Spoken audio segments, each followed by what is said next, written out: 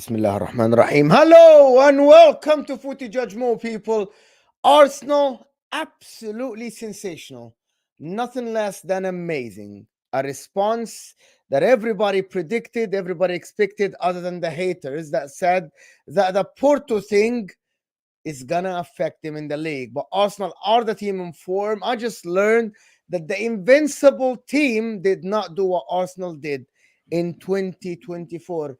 They are the team in form in the league at the moment. Absolutely amazing performance. To be honest, one of the best 20 minutes I've seen from Arsenal this season, the first 20 minutes. Suffocating Newcastle, making Newcastle look like an absolutely atrocious, horrible team. And it's Arsenal that made them look like this. Man City, on the other hand, played a very good first half, didn't take their chances. And in the second half, they literally, in my opinion, scraped a win in the second half. They sat back, Man City. Bournemouth really pressed the gas and just went for it. Iraola coached a good game, and I think they were unlucky to actually not get a point out of this game. Man United, of course, I had a video about Man United. If you haven't checked that, check it out. Man United, finally they lost under Ten Hag. It caught up to them because they are horrible. Erik Ten Hag was terrible. They were just scraping wins. They were getting wins that when they didn't deserve them. And finally it caught up to them at home. But hey, people say Erik Ten Hag in, let him work under Ineos. But we're here to talk about everything. So if you're watching this now, hit that like button. I'm here with a fantastic panel. If you're watching this in the replay, like the video before you go in, because this is going to be an amazing show. Very positive about Arsenal. Oh, Mo has an agenda against Arsenal. But listen, we're here with the guys. Appreciate everyone that joined me on this panel. Gunnar Souls, Olu, Dawood is here. Hamza's going to be here. Mohamed Salah and the one and only, the Mancunian way. Martin, of course, is here with me to give us the insight about Man City. A lot of smiles. Oh my God, look at the Arsenal guys. So see this stream though versus the stream we did last Wednesday where I had Dawood and the guys. It is so different. How just some days change everything. How are you guys feeling? Everybody happy? Oh my God, you guys. Love to see the smiles though. I told you that let's not start being negative. I said, well, Arsenal fans always doom and gloom after one hiccup. It's like the end of the world. Let's just be patient. Let's see what we can do, what we can achieve. And, let's not divide against each other. Let's stay together. And, rival fans want us to divide. Rival fans want us to argue with each other. Rival fans want us to, criticize our team and little things. It's not over yet. The Champions is not over yet. The Premier League is still alive. This is like, I haven't had this kind of feeling where this is the first time I felt my team as a complete team in so many years. There isn't a spot in the team where I think, yeah, we're very vulnerable in that position. Like, no one's speaking about Raya in goal anymore. No one's speaking about, the problem with Zinchenko at left back, because we've got Jakub Kiwior that's actually stepped up. We have to praise him highly because he's come in. He hasn't really played left back. That's not a natural position. And, he looks like he can just fit into the squad comfortably. The front three, people are saying they'll do a lethargic against Porto. They're losing that kind of energy to press and, play, the way we've been playing the last 5 games. But they proved it today. And we destroyed Newcastle in the first 25 minutes. We showed Newcastle why we're challenged for the title. And Newcastle couldn't even breathe. I've never seen Newcastle not get out of a press that much. The way we suffocated them in the first 25 minutes, I think that was one of the best pressing sides I've seen in the first half of a team. We didn't even let them. I didn't even think I saw Ray in the first half. That's how much we pressed them. Flipping Isaac was playing right back most of the time, helping out Trippier and helping out Miguel Almiron. So yeah, I'm happy, I'm gassed, and yeah, more to speak about soon. Yeah. I want to ask Martin actually before I go to Souls. And is this Arsenal team different than the team that a lot of people said that they shouldn't be worried about in the beginning of the season?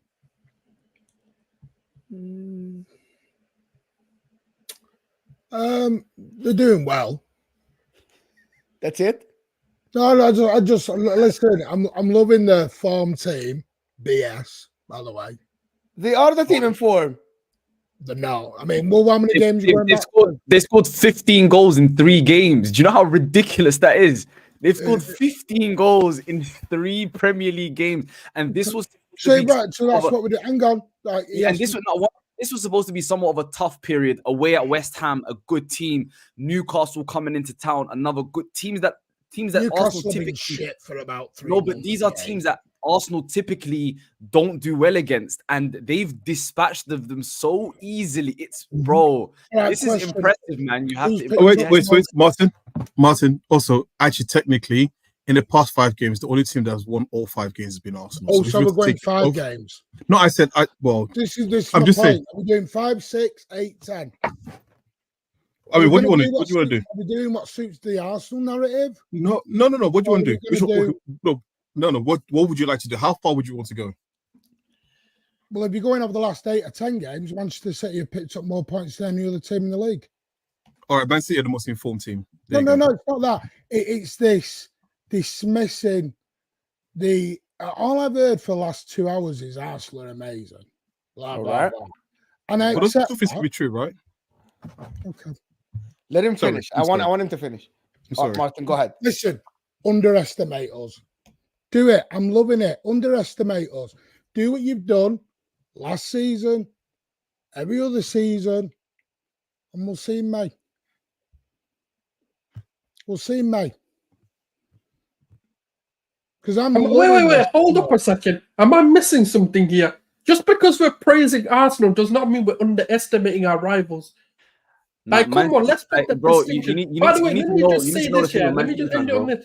This title race is going to be one for the ages. This is going to be one of the best title races. I'm telling everyone, make sure if you work weekends, I don't know who does yet, book that day off. Because this last day of the Premier League got to be epic. You know that QPR moment? That ain't going to matter anymore. Because end of this season, fuck it, it's going to be sick. Absolutely. It's going to be epic. I am not underestimating City. I am not underestimating Liverpool.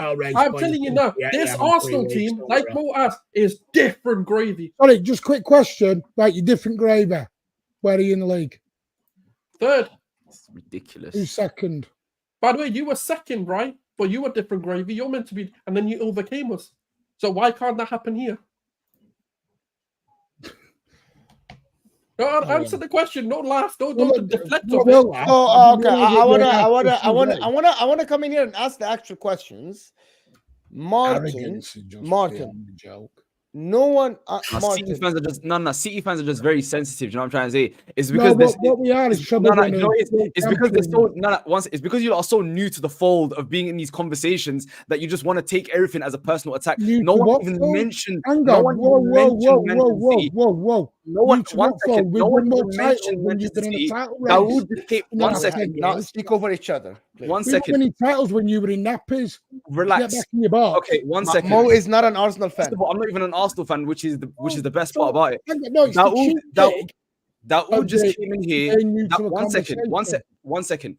Daoud just came in here to praise his team and talk about how well he is happy about his team, and then you felt like you were attacked. Where did Man City fans look in the mirror and say, make this about you? It wasn't about you. It was Daoud talking about how he's happy about his team. Calm down. We're going to get to Manchester City. It's okay. We know you're new to the spotlight. We know you're new to the relevancy of things. Calm down. We'll get to you, sir. What league you sport? I'm a Napoli fan. I'm a small boy. I'm a little boy in this situation. I'm just here to talk about the Premier League. So, hang on a minute. Let's go back. So, 2 things. You want to try to disrespect we're new boys. Sorry? So what makes us new boys? The fact that you were not really relevant for about 50 years and all of a sudden you're relevant again. Sorry? Won a title before Arsenal were even invented. Okay. You want to go back? You want to do this? I specifically said the last 50 years. Can I ask a favor of all the panelists, please? Can we please keep it to when TV was not black and white? Can we keep it to like when TV started having color and, can we have like more recent conversations? It would be highly appreciated. Thank you very much. So football started when it suits your narrative. Huh? All I want to say, Martin, is So it suits your narrative. We know for sure, Martin. I know football history. Martin. One thing I want to say is my football club gets disrespected left, right, and centre. Who's disrespected City? Right. Come on, No, I told you it's a sensitivity thing, bro. They just want the chip on their shoulder. That's all it is. They want to be involved. You know the funniest thing? They're new We've not to even it. said Man City. We've not spoken about No you, one- and you no one man, I even don't said get Manchester it. City. All we've said is Arsenal's in form, Arsenal's scoring goals, Arsenal's doing this, and all of a sudden that's us underestimating Man City. Where did Man City come in this conversation? Have you not seen that? Have you not seen that meme? Make it about you. Yeah. Literally, I man. don't get Can I one ask? mentioned Man City, Okay, bro. okay. Let me get him on. Martin, I asked a question, and you answered the Ars. You don't think Arsenal, on footballing wise, you don't think this Arsenal team is different. They are good at the moment, but I'm gonna throw it to the Arsenal boys. So Martin said you are good, but we'll see you in May. Does anybody here think that this Arsenal team have a bigger chance than Man City of winning the title? No, I don't. I No, don't know. I want not okay. I want 4 people to answer this question because Martin here is saying you guys are disrespecting City, right? No. And I wanna know. They're the informed team in the league. I'm gonna tell you why they are. Okay, I I tell you why I said that line. I'll tell you why they said that line in 2024. Arsenal and we can go back, Martin. We can go back to whatever. Well, the reason why I said the team in form is that in 2024 in the league they won every game, scored the most goal, conceded the least. So factual. However, we can go back about like 2 things. We can go back. Yeah, more than any other team. And that's not my line. By the way, I didn't make the line. You had a game. That's Can I ask a question? Guys, I'm speaking. You Guys, played I'm one sorry. more game Guys, than Arsenal. apologies. So I am probably why. Probably why. I'm speaking, guys. Please, I'm speaking to Martin. Martin, that's not my line. Actually, that what happened is in NBC here there was 2 analysts, and they said that the team in form in 2024 is Arsenal because of the numbers of goals scored and the number of goals conceded and the points. Just because City dropped point against Chelsea. They actually just tracked it back to 2024. No one said for the beginning of the season or 10 games before, because we can do this. But the fact that we're praising Arsenal has nothing to do with, in my opinion, and I'm a neutral, right? Yeah. It has nothing to do with Manchester City. People have said to me about Arsenal doing well. Of course they're doing well. But it's a very different scenario at the moment. I can only speak from our scenario. All right. By the way, can I just correct something really quickly? Martin said Man City have picked up more points than any other team. Man City have played 1 more game than Arsenal in 2024. I just fact checked that. Man City have played 7 games. Arsenal played 6 games. So that probably accounts for the reason that you've picked up more points. They've won every single game in 2024 in the league. So the only reason you picked up more points is because you played 1 more game. But proceed, sir. Okay. No, we both played 26. No, man. Yeah, in 2024. But in 2024, you played 1 more game. That's why they are the most informed side. So, would you like me to rap? To lighten the mood. Huh? I know he's going with this. Guys, we're all like, come on, it's just a discussion. It's just a. Can I just, before he comes in, there's 500 people already here, and we aren't even on our 100 likes, people. The only way this channel is gonna grow is for you to hit that like button underneath the live chat, right? Hamza's gonna be here. Patrick is gonna be here. Man City. Hamza's a little bit late. He had an emergency and he's late a little bit. We haven't even spoken about the game. So what was the question? I've totally forgot what the question was. The question is this Arsenal team different? That's the question. So I mean, if you go logically and you look over the season, you would say this Arsenal team is different, right? From the fact that at the start of the season we played poorly to most people's eyes, and now we're playing better. If you look against the season, we started off better and we finished poorly. So I mean, just on face value, you'd say the team is different. I think one thing that is very apparent is how much Arsenal now are able to squeeze the life out of a game from opponents. I think last season, our way of playing, our way of approaching the game still meant it was sometimes it could turn into a basketball game, very back and forth, and it required our individual quality to be better than the other teams. This season, I think, as an Arsenal fan, the one thing that has been very apparent, and I think even Martin as a City fan will probably recognize this as well, is the ability to almost squeeze the life out of a game from the opponents where they have no space to breathe. watching that first half and seeing how Newcastle, all they can do was try to pass the ball across the back and then eventually try to lump it up to Isaac by himself, is something that I recognize that the old City teams are doing. I'm not saying Arsenal are the same as City before anyone starts taking my words and, misconstruing it. What I'm saying is that Arsenal seem like a team now that can control a team and put them in a position where they want them to be.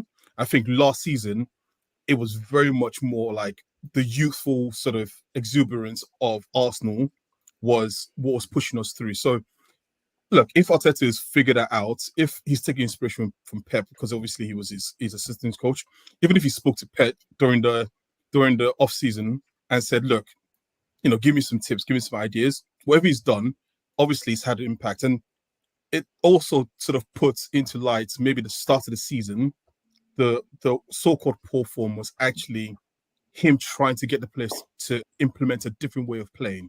So I think definitely Arsenal better this year than they were last year.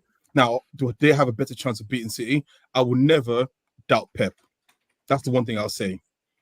The players are the players, but Pep is the genius, is the mastermind, is the person that makes everything tick within Man City. And I think every time we doubt this man, he just proves us to be absolutely stupid. So I would always give, as long as Pep is Man City's manager, I would always give him the upper hand in any situation. But my belief is always going to be, as a fan, Arsenal going to win the league. But that's the fan in me.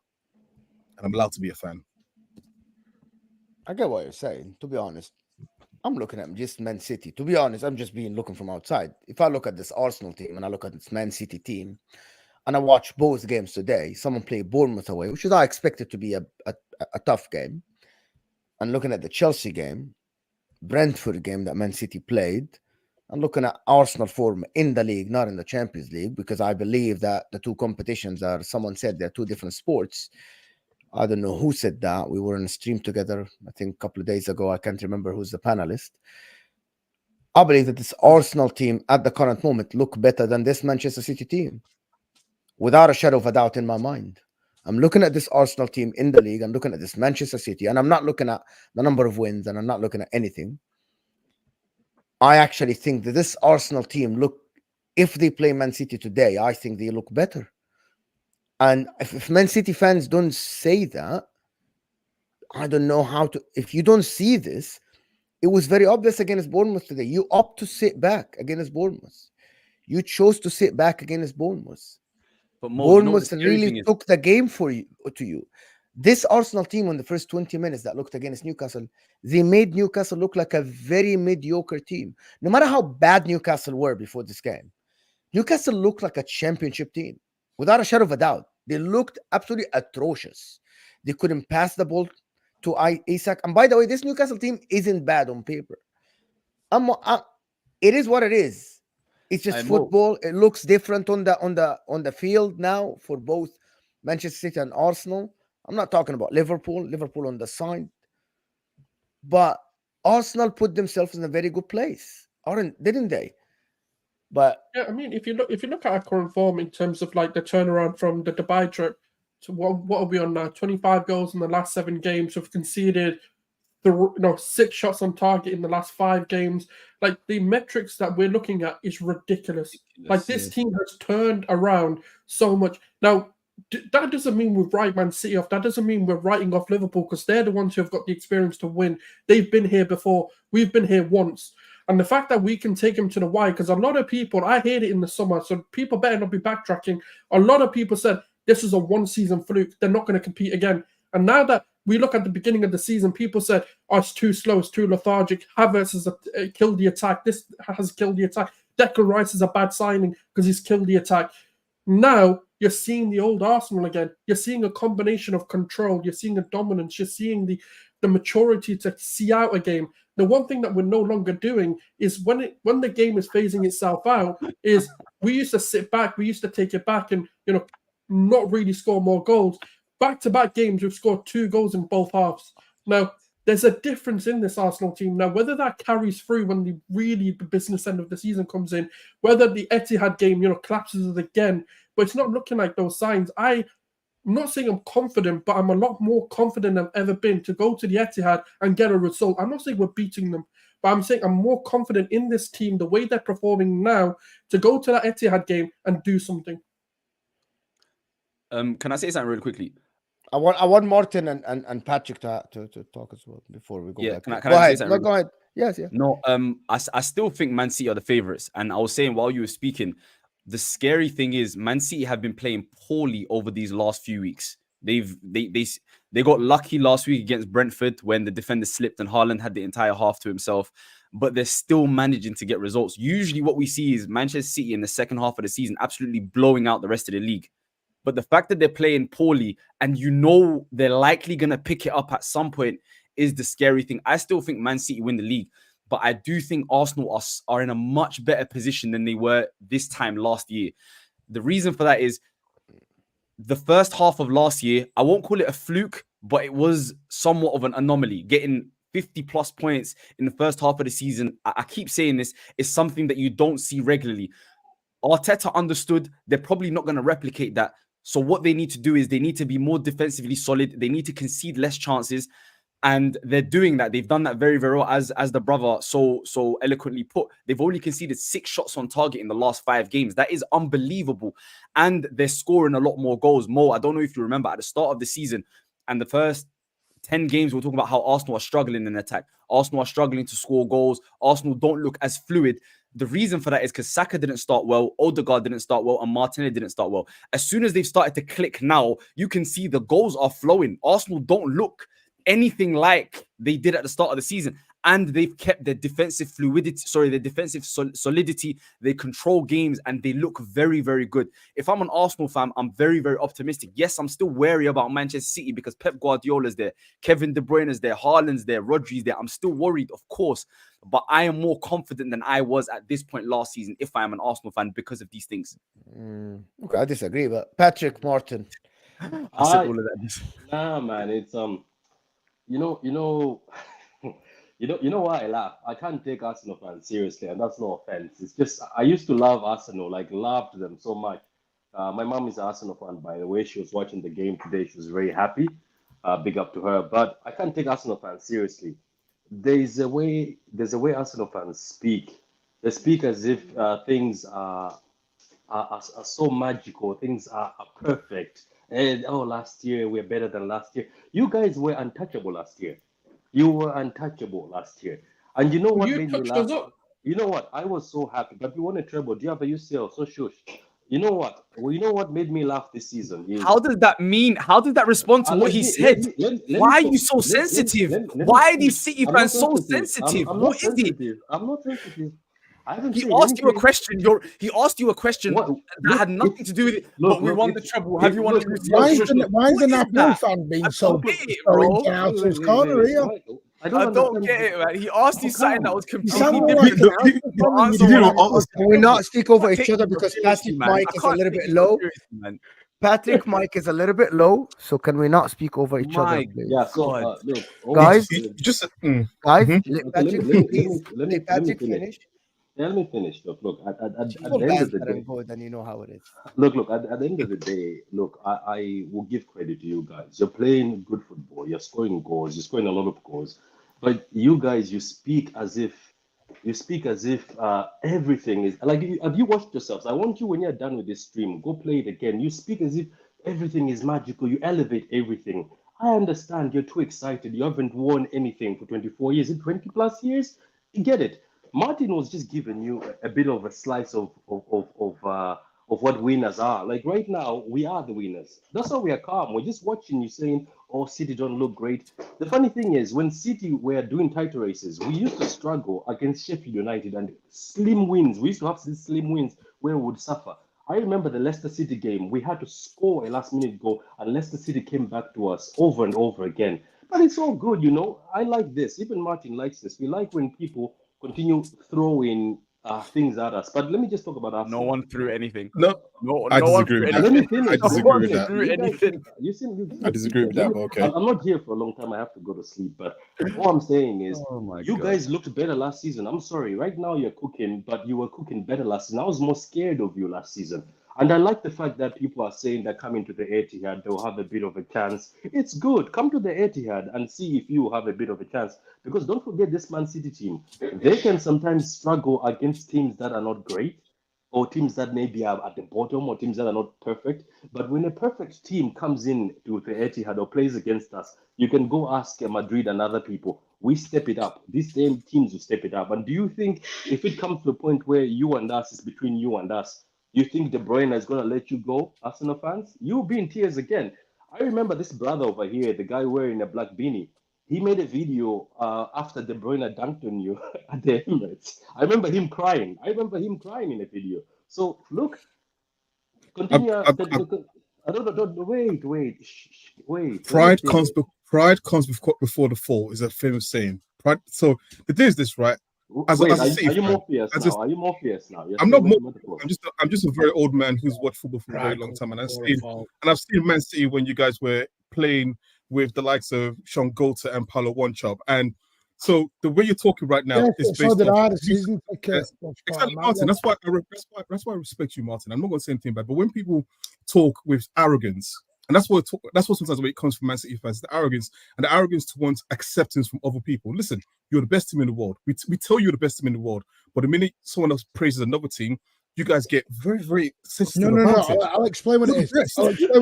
Take it. You got the best manager. You got the most points. You got Haaland. You got Foden, who's better than everyone else. You got Kevin De Bruyne, the best midfielder. Just listen. You guys are the best. For once, you guys just take a sit back and say, you know what, this whole team is doing well. And yes, they could be a threat or not be a threat. It's fine to do that. It's actually fine to do that. It's not always. You don't have to do main character syndrome all the time. Martin, go ahead. He just Sorry, finished. He just wanted to finish, Martin. Go ahead. This thing on City not playing well. Okay, let's talk about that. Let me come back to that. We're not finishing well, but we've created 71 chances in the last 3 games. Yeah, we're playing total shit. You're not playing shit. I feel. Let him finish. It's a myth. I know. I agree with him. I agree with him. Please let him finish because I have a response. No, it's a myth. We're not playing well. Listen, teams set up against us very different as they set up against. Look at the Brentford game against Salad. I'm just going to wait and let the fake Napoli fan. I'm really an Arsenal fan. Keep talking BS. Salad. Every street. Can we not? I guess can we just? It's just jokes. Can we just? I want to go back to the Man City game. Football talk, a little bit. Go ahead, Martin. I'm listening because I have a response to you because I disagree with you completely. I'm watching football and go ahead. So teams are very different. Go back to Brentford against Liverpool. Brentford played very different against Liverpool. 3 days later, came to the Etihad and stuck up a 3-team bus and won't move. Okay. Didn't do that against Liverpool. Yep. Teams are treating Manchester City with the respect now, which is fine, treating us very differently than the way, very similar as I put earlier, to the way they used to go to Old Trafford in the 90s and the 2000s. They go in there and they're just parking up low blocks all over the shop. And today, was we great second half? No. But here's my thing. Where City fans get upset, and I said this on the last show, when we do it, we're playing bad. Other teams do it, it's a sign of champions. There is a different rhetoric. I have a response. No, there is. You go through every City fan base, and everyone could call us fake and everything else. We were the only football club that made our stadium bigger as we were getting relegated. Made our stadium bigger as we kept getting relegated. Only football team to do that. Factual. Given to you, but sorry. I don't know what was that. Martin, let me respond to that. Some people moved to win the UCL. Haven't won the UCL till now. They moved to the stadium. Okay, Patrick. So to speak about the football, Martin, actually, it's to be honest with you, because people want to speak about the football, and I want to just tell you, Martin, teams sitting up different against other teams, that's expected in every football game, in every league. So you'll get different performances. You'll get different performances. However, Man City are held to a different standard than everyone else. The reason why, because you have the best manager in the world, because you have the best players in the world, because you have 6 players in the top 10 of the Ballon d'Or nominees last year. You have 6 of them. So you are held to different. So when we go to watch Manchester City, we are expecting something else. That footballing wise, Martin, and I don't want to be the tactic because people just say, oh, you're talking tactics and shit. Man City this year are easier to break their press and go against their defense. That's why you might create chances, but you are conceding chances on the eye, right? Mm-hmm. Brentford, they bypass your press. Today, Bournemouth, you tried to get the ball from them. The players failed, so Pep Guardiola told the team to go back a little bit. That's what happened in the second half. You tried to press, it didn't work, you sat back. Man City don't do that normally. Footballing wise, Martin, everybody's watching this Man City lately. Yes, you are winning, but it's not the wins that we're expecting from Man City. It's not Man City stamping their authority on the games. That doesn't happen often. Because we don't do it. It's 24th of February. City, trust me now, some point, whether it's next week, week after, someone's going to get on the end of a good hiding. Fantastic. Until that happens, I will have to say it and be honest. Until that happens, I have to sit here on my channel and analyze the games that I'm watching. I am not doubting or I'm not saying that Man City aren't going to come to the form that they did last year. But I'm analyzing what I've seen this season. I'm analyzing until this point. That's my job. And that's why we're here as content creators. Because otherwise, we can just sit here and say, yes, Man City will hit form, shut down, don't talk about Man City until they hit the form. Is that what you guys want us to do?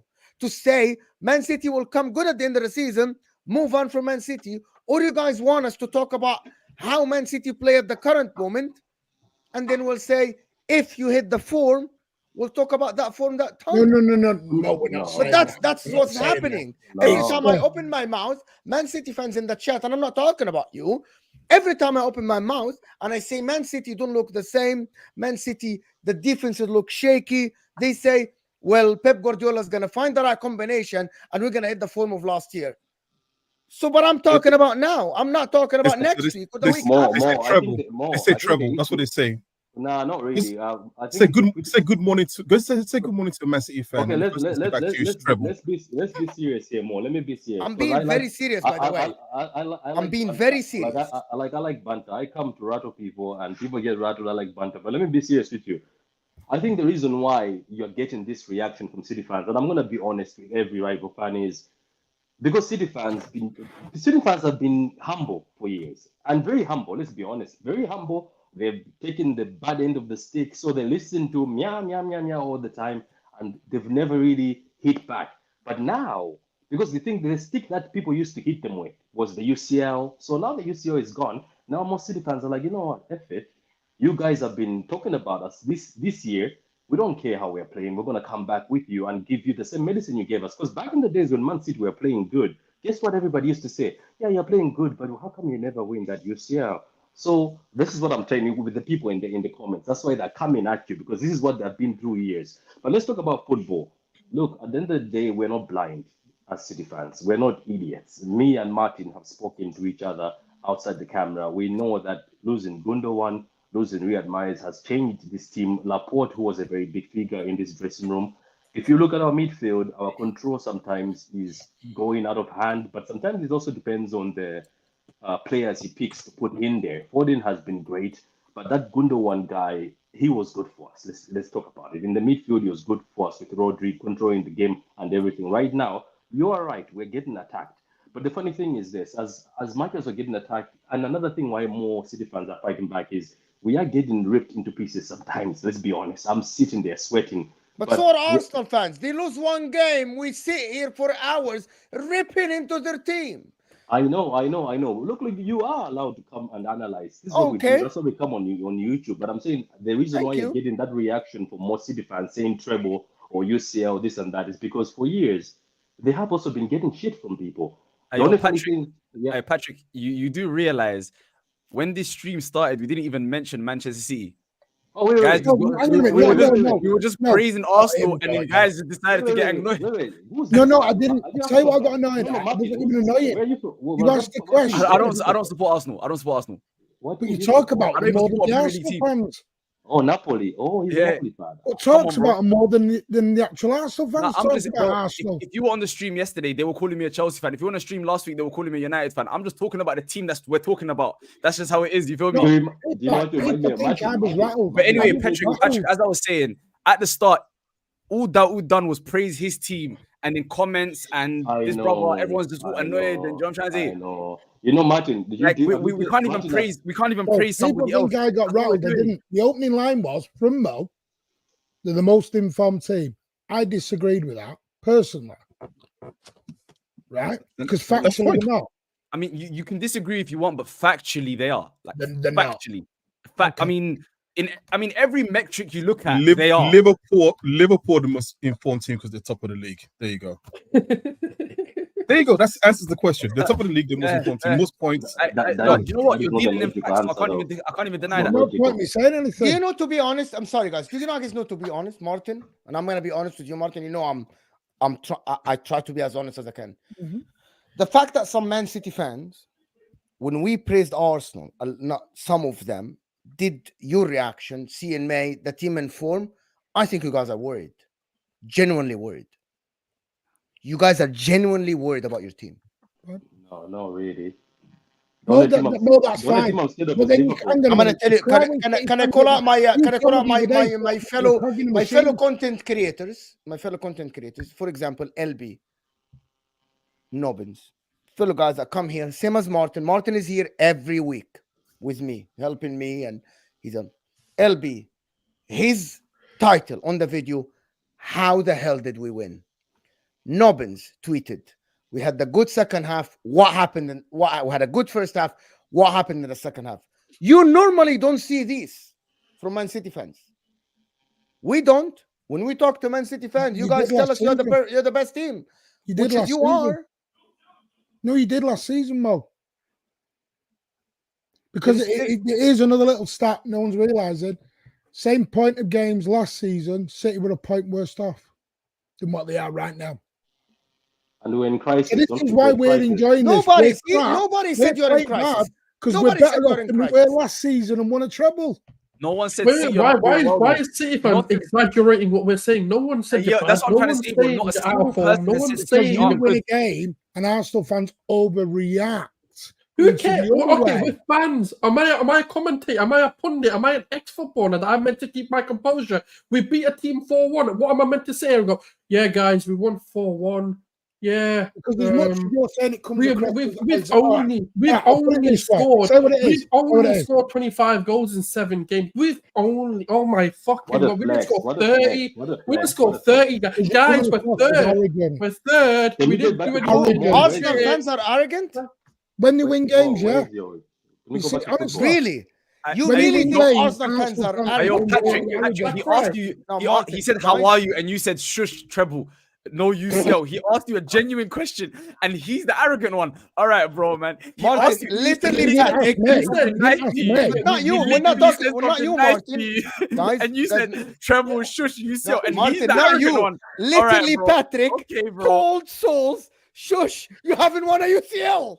Literally, bro. All I said was, you guys. All he said was, you lot beat them last year. That's all he said. Yeah.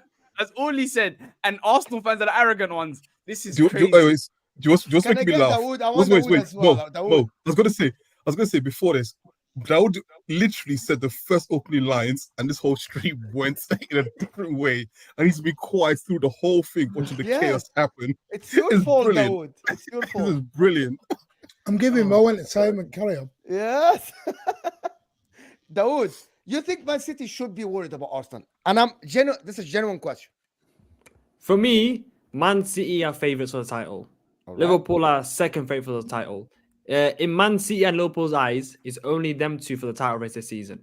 In their eyes and rival fans' eyes, Arsenal cannot win the league. Or they can win the league, but it's a 5% chance or 10% chance. So for us as Arsenal fans, we get criticised for being happy our team, battering teams. That we're not winning 1-0 like Man City today. 1-0, they score a goal and they're basically hanging on to the game. Or against Brentford, they get a goal when a centre back slips and Haaland's got a free 1-on-1 and they basically did nothing the whole game.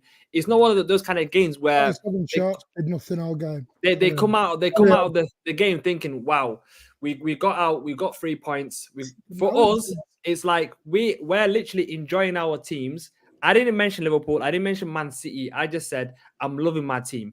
I'm loving the way we're performing. I'm loving the way we're battering teams. And it's, for some reason, when Arsenal play well, it's the opposition that's having a shocking day. It's the opposition that's having an off day. We never get praised for, battering teams. And someone tweeted it, and it was an amazing tweet. It says that when we played against Palace, people are saying Palace weren't at it. When we played against Liverpool, they say Liverpool weren't at it. West Ham weren't at it. Burnley, Newcastle weren't at it. Can we not just say that we stopped them from playing football? We stopped them from, actually having chances and actually praising this Arsenal team. But if we don't want to get praised, it's like we have to wait. We have to win something to get praised. But if that's the situation, you know what's crazy? If there was ever a time for Arsenal to overreact and be excited, it's now, bro. Bro, in the last 3 games, they've scored 15 goals. They've conceded 3 shots on target.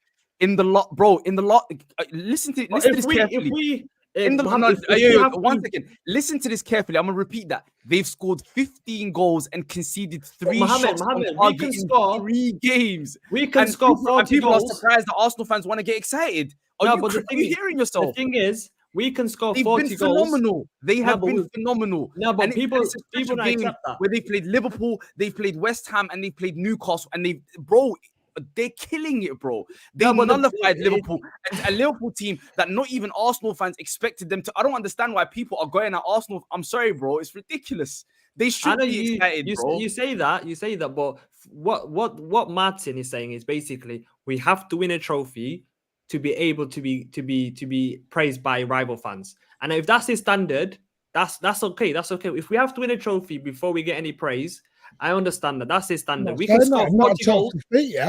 I know we can score 40 goals in our next 3 games. And if he's not satisfied with that, and if he's confident that City are going to eventually win the title, and obviously they've got history, they've got experience of coming back from being 2 points behind, 10 points behind to win the league. I understand that. Us right now, we're happy to be gassed. I never said we're favourites to win the title. I never said, we're better than Man City. I'm just happy of how we're performing, how we're playing against oppositions. And if you can't say, Arsenal playing well and Arsenal are, demolishing teams, then it's something to do with you, not me. So it's, if you don't want to praise Arsenal, that's fine.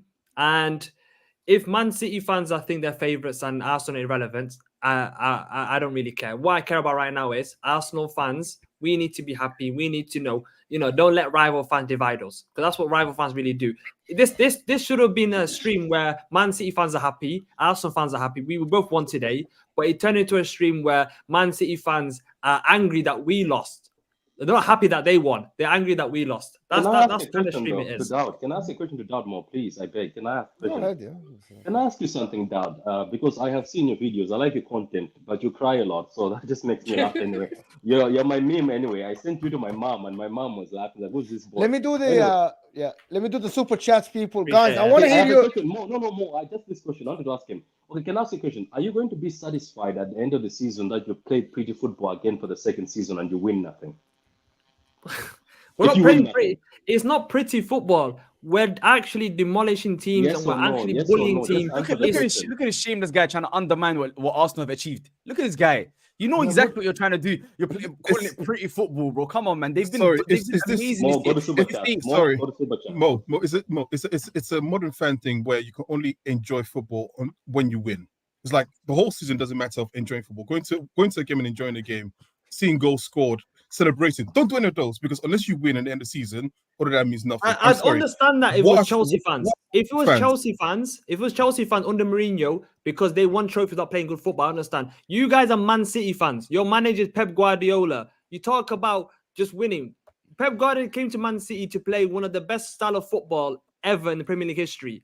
Style of football matters, okay? And it's not like just winning. If you guys had Mourinho as a manager, look at Moyes. if you had Mourinho as a manager and you just winning, you would not be satisfied. Pep Guardiola is doing both things. And can I just add, I've not actually said anything properly yet for about 20 minutes.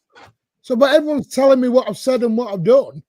Jesus Christ, let me open my gob. It's Patrick's fault. It's Patrick's fault. Let me open my gob, say something, and you might actually understand what I'm about to say. Jesus Christ. Blame Patrick. Blame Patrick. It's Patrick's fault. He came in with the smoke. I never once said Arsenal were not playing well. Not once did I say you were playing shit. Not once has that ever come out of my mouth.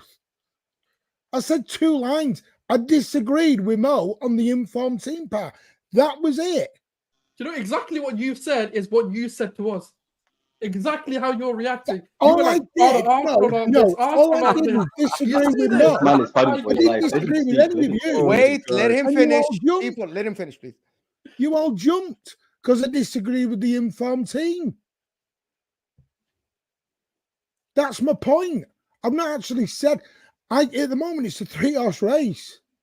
And I said this to Mo last week. One team will drop out by April, May time. Don't know who that will be. It will become a 2-horse race. Don't think it'll be a 3-horse race by the end. That's just my opinion. But then I said nothing. Got City and you boys. City of this. City. My God, I never opened my damn trap.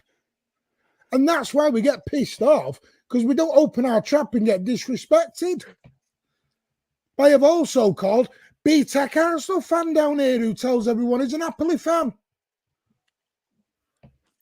Napoli are nice. More big enough for Arsenal than he does his own football club. Napoli is suffering. I mean, to be fair, the conversation here is Arsenal and the Premier League. You know what I'm trying to say? I'm not here for a Napoli chat. But yeah, I mean, a couple of days ago, I was in Napoli to watch the Champions League game where it was 1-1.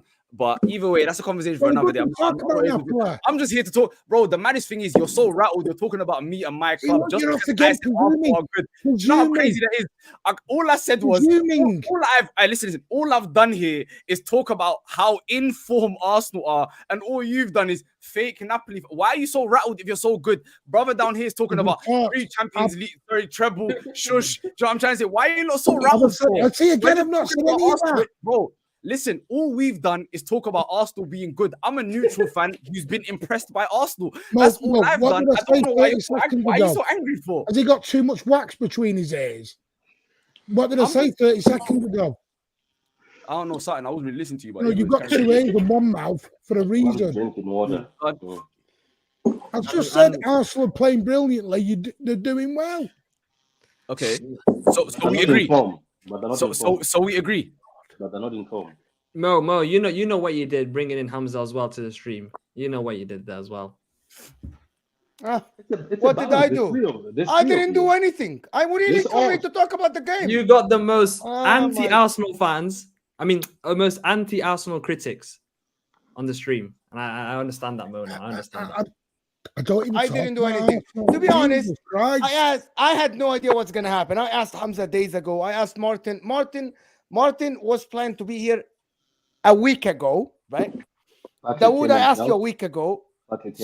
Those I asked about yesterday. He responded to me today, but I asked about yesterday before I knew Arsenal win or draw.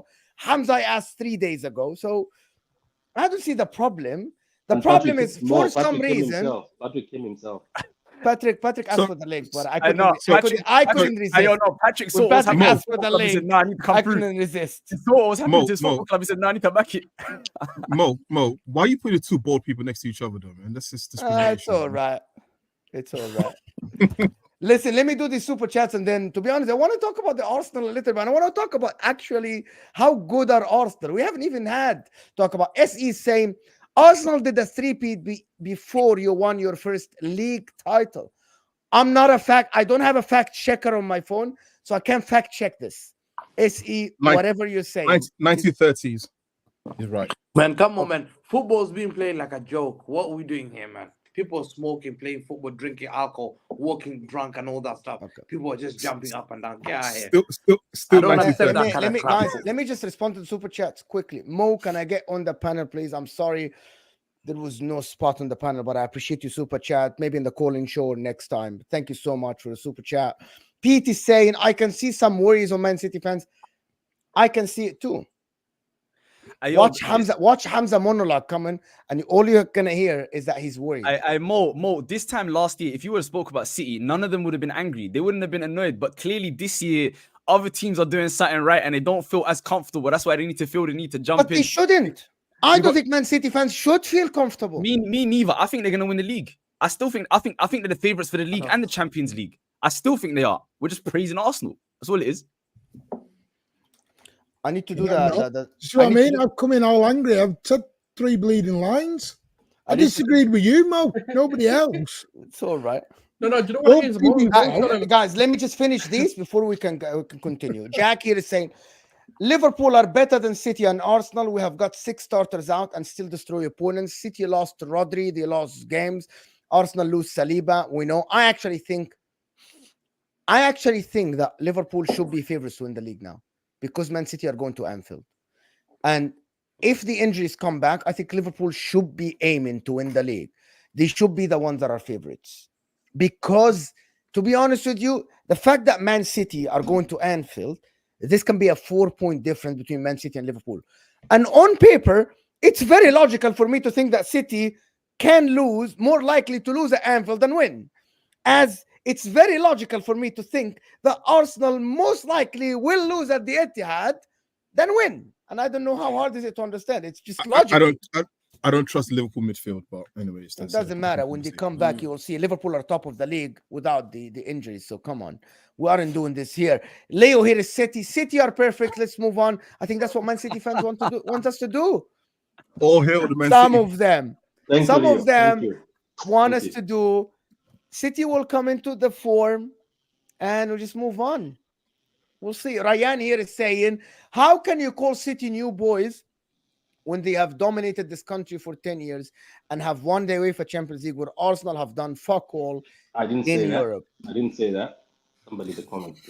What a wonderful super chat. Thanks for saying the same thing over and over again. You wasted. Actually, no, you didn't.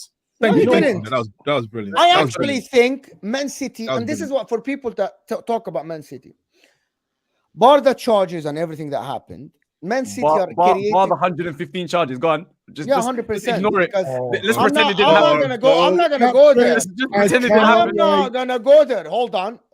I am not gonna go to the charges or why they did this and why they did that.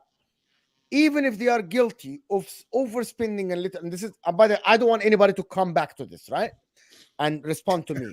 Mo's opinion on this, that hasn't changed since these charges came out. If City spent a little bit extra for them to be the team that they are now, for them to build their club, to win trophies, I'm all for it. They didn't overspend over the other clubs massively. Yes, they might have broken the rules, right? They might have, but I'm all for it, right? Just for them to build the club.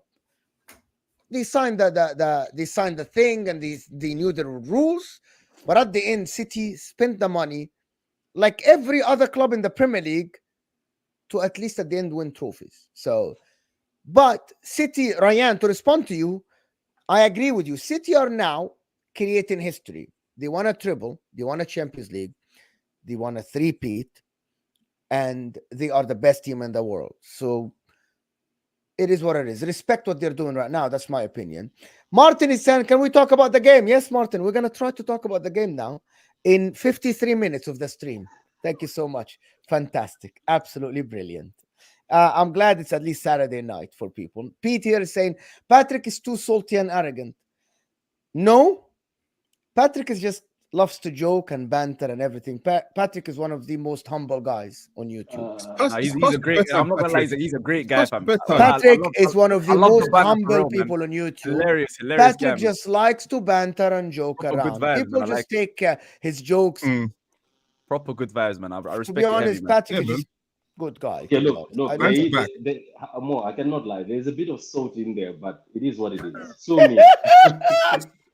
Salt. Ryan, let me finish these super chats. Ryan here is saying, Arsenal fans after a loss like we overrate these players. Then after we win, come out to shit like we don't get enough respect. Pathetic club. Someone respond to Put me. a name. Put a name on that. Put a name on that. Ryan, put a name on the people you're talking about. I hate when people just say Arsenal fans, generalize. Put a name on the people you're talking about. Yeah, but he can't. Because some Arsenal fans do. It's nonsense. He doesn't know the fan on Twitter or the guy that sits on YouTube. He's making it up then. Why is he making it up? So let me ask you something. Doesn't that happen? Show me. I'm asking you. Doesn't it happen? I don't know. Does it or does it not? Show me. As a judge, you should know this. So you don't know. As a judge, you should know this. As a judge, you have to provide evidence, right, to prove this case.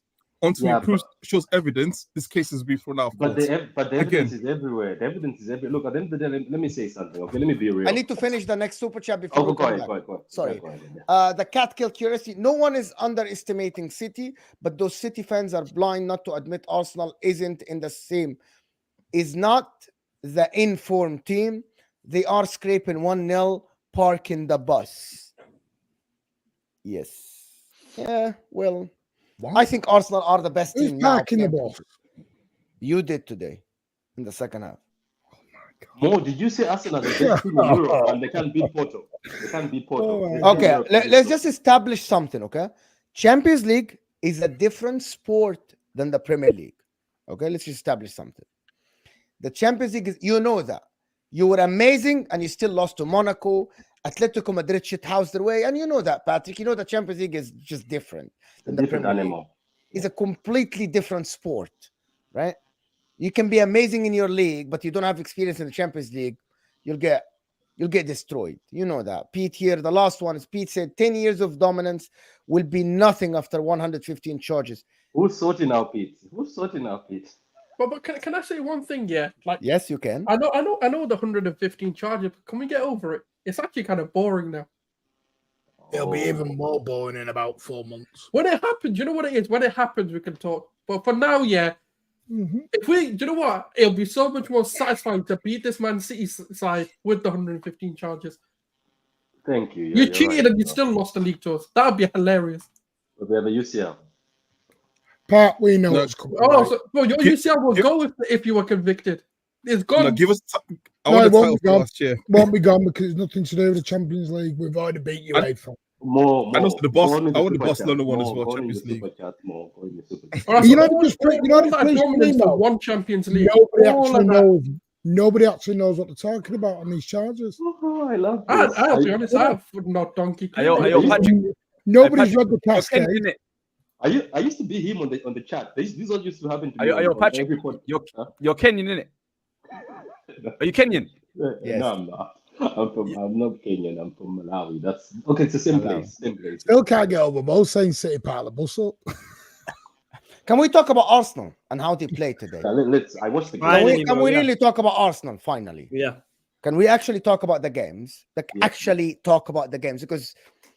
And before we talk about the games, wallahi, you guys are embarrassing us. There's 700 people here. Can we get at least to 350 likes? Hit that like button underneath your live chat, people. It's simple. Someone just left. There is an empty place down there. That's Hamza.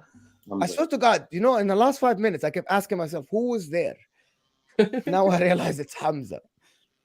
Listen. I'm surprised he hasn't said a word, you know. That's not like him.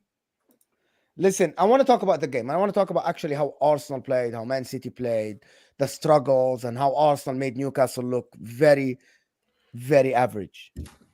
Someone talked to me about how actually the Arsenal approached the game, how Arteta put Jorginho in, dominated the game, Declan Rice in the 8, Odegaard playing higher than Havertz sometimes, pressing high. Yeah. How did you guys watch this game? How was it different than Porto? Why was this different than Porto? Can I say something about Jorginho? The Man City fan again. No. More. Let me be serious. It's about me. It's about me. I didn't say a thing. Here it comes. Make this about. I was talking about Arsenal. Make this about me. No.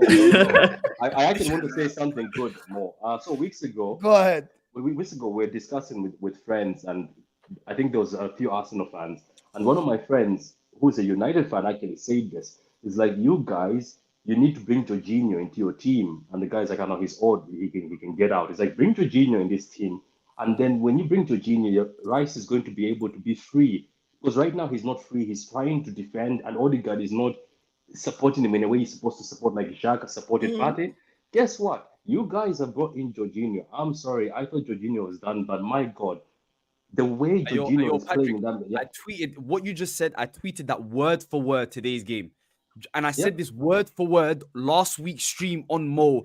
When Jorginho plays, it allows Declan Rice. He doesn't need to sit in that number 6 position. He can go win the ball up close to. He can get into the box if he wants to. He's more free, and his game is not dictating the tempo. Like his game is not collecting the ball from Saliba and Gabriel and making those short passes and breaking the lines. His skill set is picking up the ball and running with it. You can't do that if you're a number 6 because you need to stay disciplined and you're the shield for the back four. Yes, Jorginho is not the best defensively. Do you know what I'm trying to say? Yeah. But it's like it allows Declan Rice to be what you bought him to be. So I think he's going to be a big key if Arsenal are going to go make this title. It's amazing. It's amazing. And Newcastle struggled more. They struggled because when Rice was pressing in the front, I saw him almost in the box, in the Newcastle box, and he almost assisted. It was beautiful, to be honest with you. And I don't know why it took Arteta so long, but obviously sometimes good things have to come at the end. So look, for me, what you guys did to Newcastle today was beautiful. The way you brought them down, made them look. Bruno tried to be rough, but at the end of the day, you can't be rough with tiki-taka. The guys were passing crisp. The guys were pressing at the right time. Obviously, second half, I think there was a point in time where you sort of let go of the press, and Newcastle started having a few kicks and there, but the game was done. To be honest with you, Kai Havertz surprised me. I thought Kai Havertz was a waste of 65 million, but it looks like Arteta knows ball. So respect for the game. Respect. So before we go, one comment really quickly, please? Just really quickly. It says Jorginho only suits certain teams, and I 100% agree with that.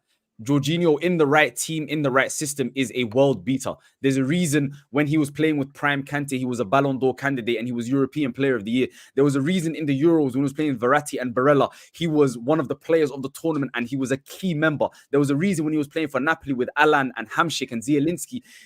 Like, you can't play him with Kovacic in a double pivot and expect him to do well. Do you know what I'm trying to say? Like, there's certain 100%. And there's a lot of players that are like that. It's not an indictment on Jorginho. He just doesn't have the skill set to move around the pitch and cover multiple positions. So in the right team, Jorginho can be absolutely fantastic. So I just wanted to reply to that comment. And so why does he get benched? Why does he get benched? If he's that good, why does he get benched? Why is he on the bench most of the time? Because Arteta does. Because it's Arteta. We're not Arteta. We don't know the reasons why. We don't know why. No. I think some of the main reasons. It's a simple question. Sometimes you can rave about a player, but we have to be honest.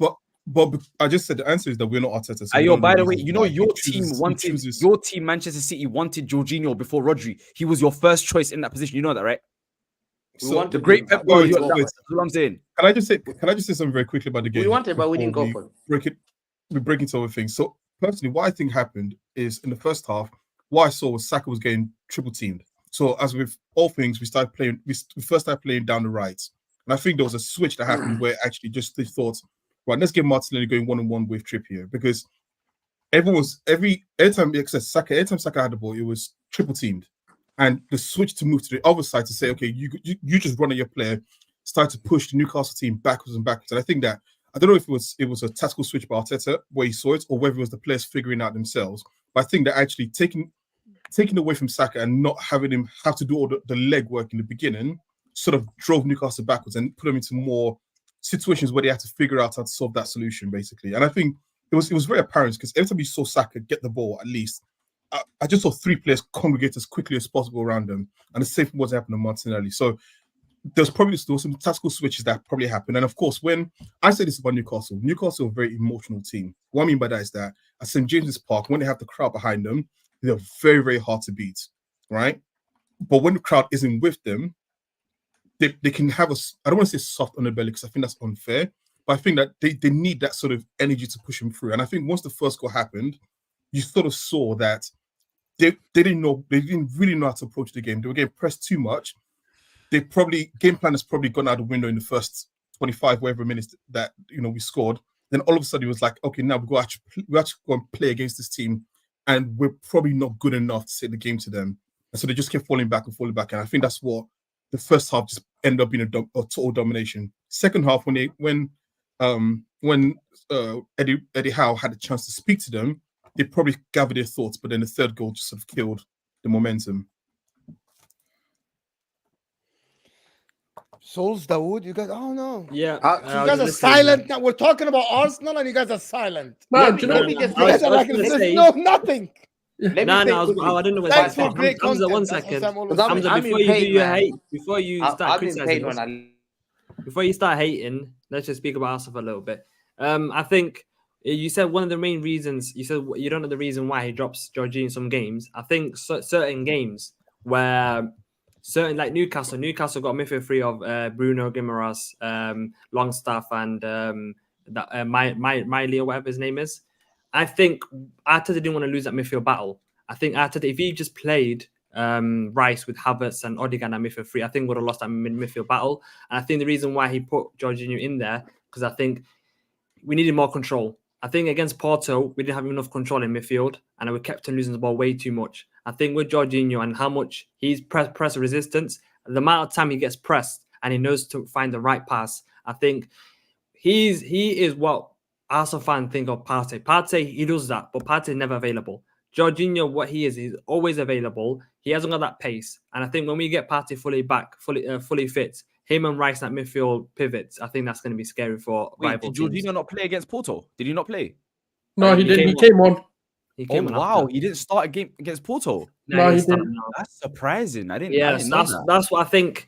One of the main reasons why Jorginho does play against teams that do play a low block is because of how much he's press resistant, how much he unlocks the second goal when he saw that pass from Martinelli. What a pass that was. Martinelli passes to Havertz, obviously make it 2-0 there. And I think with the variety of different players that we have now, like last season, I think against Newcastle last season, I think it was similar time in February when we drew 0-0. We had no one to come off the bench. We literally had no one to come off the bench, and we didn't have a big of a squad that we have this season. And then that was one of the main reasons why we couldn't win the title last season, because our midfield three last season was Partey, Xhaka, Odegaard.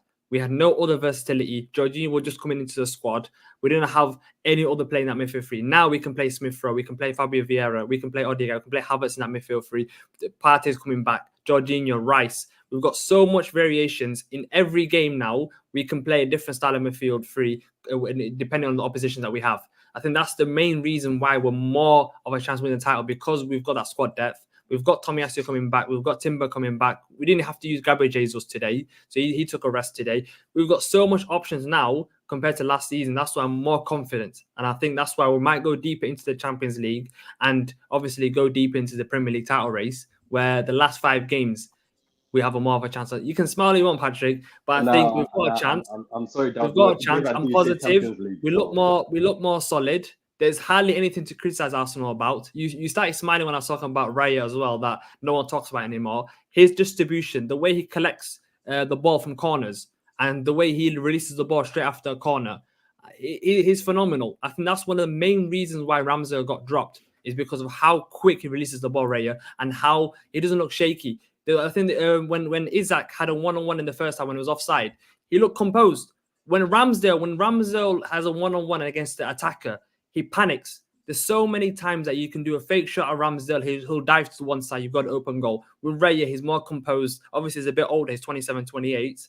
And I think he gives us that stability at the back as well, where the centre-backs are not scared of, what is he going to do? And the amount of time he came out and cleared the ball for high lines, he's shutting the haters up. There's no one like Raya mistakes. I think at the beginning he was a bit nervous because he just joined the club. There was so much, talk about Raya Ramsdale. And then since then, someone name me another mistake Raya's made.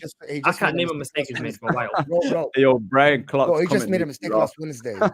Well, I saw that angle from that shot. The ball was the way the ball was bending. Name me another keeper who's going to save that. What?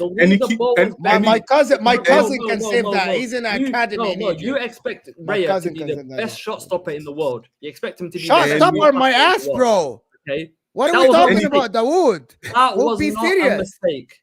That Porto goal was not a mistake. You can't say it was a mistake. I have a problem with Raya, and my biggest problem with Raya is that he's 5'10". And I don't like short goalkeepers. And also, he doesn't seem mentally unstable enough for me. For me, the best goalkeepers in the world have had a little bit of a tweak in the head. Oliver Kahn, Peter Schmeichel, they've all had something a little bit in their brain. And Edison, don't forget Edison. Edison. Was crazy. Even Allison looks like he's calm. He's not. There's something there's a rage inside of him that's blowing over. So for me, he's 5'10", and he's too much. His mental health is too good to be a goalkeeper. And I need a crazy goalkeeper because he's calm and composed. That's the criticism. I need a crazy goalkeeper. We're nitpicking at things that things that we're looking for. We're looking for problems. That's the problem. We're looking for problems. There's nothing that's obvious. Crazy goalkeeper. I keep telling you, crazy. I want a goalkeeper who's. It's so strange. No, I've got a right agenda. I've not opened my mouth at this stage, by the way. It's very strange. Hamza, what are you saying about Edison's make mistakes this season? Oh, hang on a minute. Don't do what I did 20 minutes ago and start. Don't do that. No. You talk about I saw Arsenal today. Before even the game, my brother's a Newcastle fan. Yeah, bro, it's a joke, man. Why are we pretending Arsenal that okay, they played well, fair enough, yeah. But the first time he was gonna say something crazy. He went back. You know. No, they played well. I see you, bro. They played well, fair enough. But who did they play well against? Newcastle United. Huh? Newcastle United. Yeah, exactly. Made them look very average. Very average. Yeah, 1 second. This is the problem. Average of what? Longstaff and Miley. Hold on. Tell me. Hamza, tell me don't to say do wow. this. No. 1 second. Tell me to say wow. Tell me. Impress me. Tell me why I should say wow about Miley. And Hamza. So when you play Newcastle, we'll have the same thing about you, right? We will not praise Man City for beating them. At home, they've got the fans. Yeah, I'm asking you a question. No, answer this question. Miley and Lobster are a joke. Answer my question. So Hamza, didn't you scrape a 3-2 win against Newcastle? Dowd, stop. That Joe Linton and all that, they had a good team. So when you but play still, Man we City, should have beaten them. When you play Newcastle, we shouldn't praise Man City when you beat them. Is that what you're saying? No, I'm praising you, but I'm saying calm down. Calm down. Okay, Hamza, can I ask you one thing, right? Let me finish. You've just beaten. This is why your fans are bro, this is a mentality. I don't know. I think this is an illness now. Arsenalitis. It must be an illness. Like, it has to be part of the medical diagnosis. Like, where you become hyped up of thinking that you're that great and you're so delusional to believe you're that good. And you just look at them and think, hold on, you played a team who are struggling, who've lost a major players. My brother called me, goes, I can't believe we're playing Carriers in goal. We've lost the game. I said, he goes, this guy's crap. Ask Liverpool fans about Carriers. He's probably the worst goalkeeper in their history. He's probably one of the worst goalkeepers in Liverpool's history. That guy's a calamity. Yeah. Then you got little boy Louis Miley against Declan Rice. And then you got a guy called very good today. Can I ask you one question? Go ahead. Go ahead. Can I ask you one question? Okay, so you played Bournemouth. You played Bournemouth away. Give me a second. How many? Is going to ask a question and you can go again. No. Okay. We played a very average side. We played a struggling side, and we dispatched them. Yeah, we dispatched them. That's what I'm saying. We played Bournemouth. By the way, we played Bournemouth away, and we dispatched them 4-0. You struggled to them. No, let me just. What should that now mean? We don't praise City. We don't make them favourites. We don't do anything because you couldn't. Leopard does. I've always said Leopard doesn't change his spots. I've seen Arsenal last year. Also now Leopard don't change their spots. Okay, interesting. And then when going gets tough, but I'm just saying, listen, congratulations for your win first. Yeah, well done. Yeah, you played well. You played brilliantly. You took advantage of a poor Newcastle side. Yeah, very poor Newcastle side, who should be ashamed of themselves. And that manager, I've been telling Newcastle fans for a long time. So are you ashamed of your win? That guy is an embarrassment. You know that Eddie Howe guy?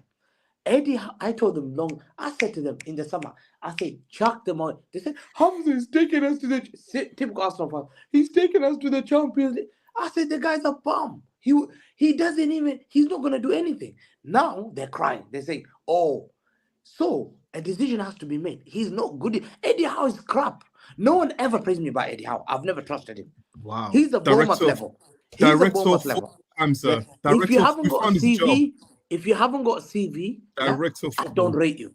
If you have to show me the CV, You have to show me. You have to show me. I mean, but Hamza, every manager doesn't have a CV until they win something, though. You know what I'm trying to say? Every manager starts somewhere. Yes, show me exactly. You don't impress Hamza. I'm not Arsenal fan.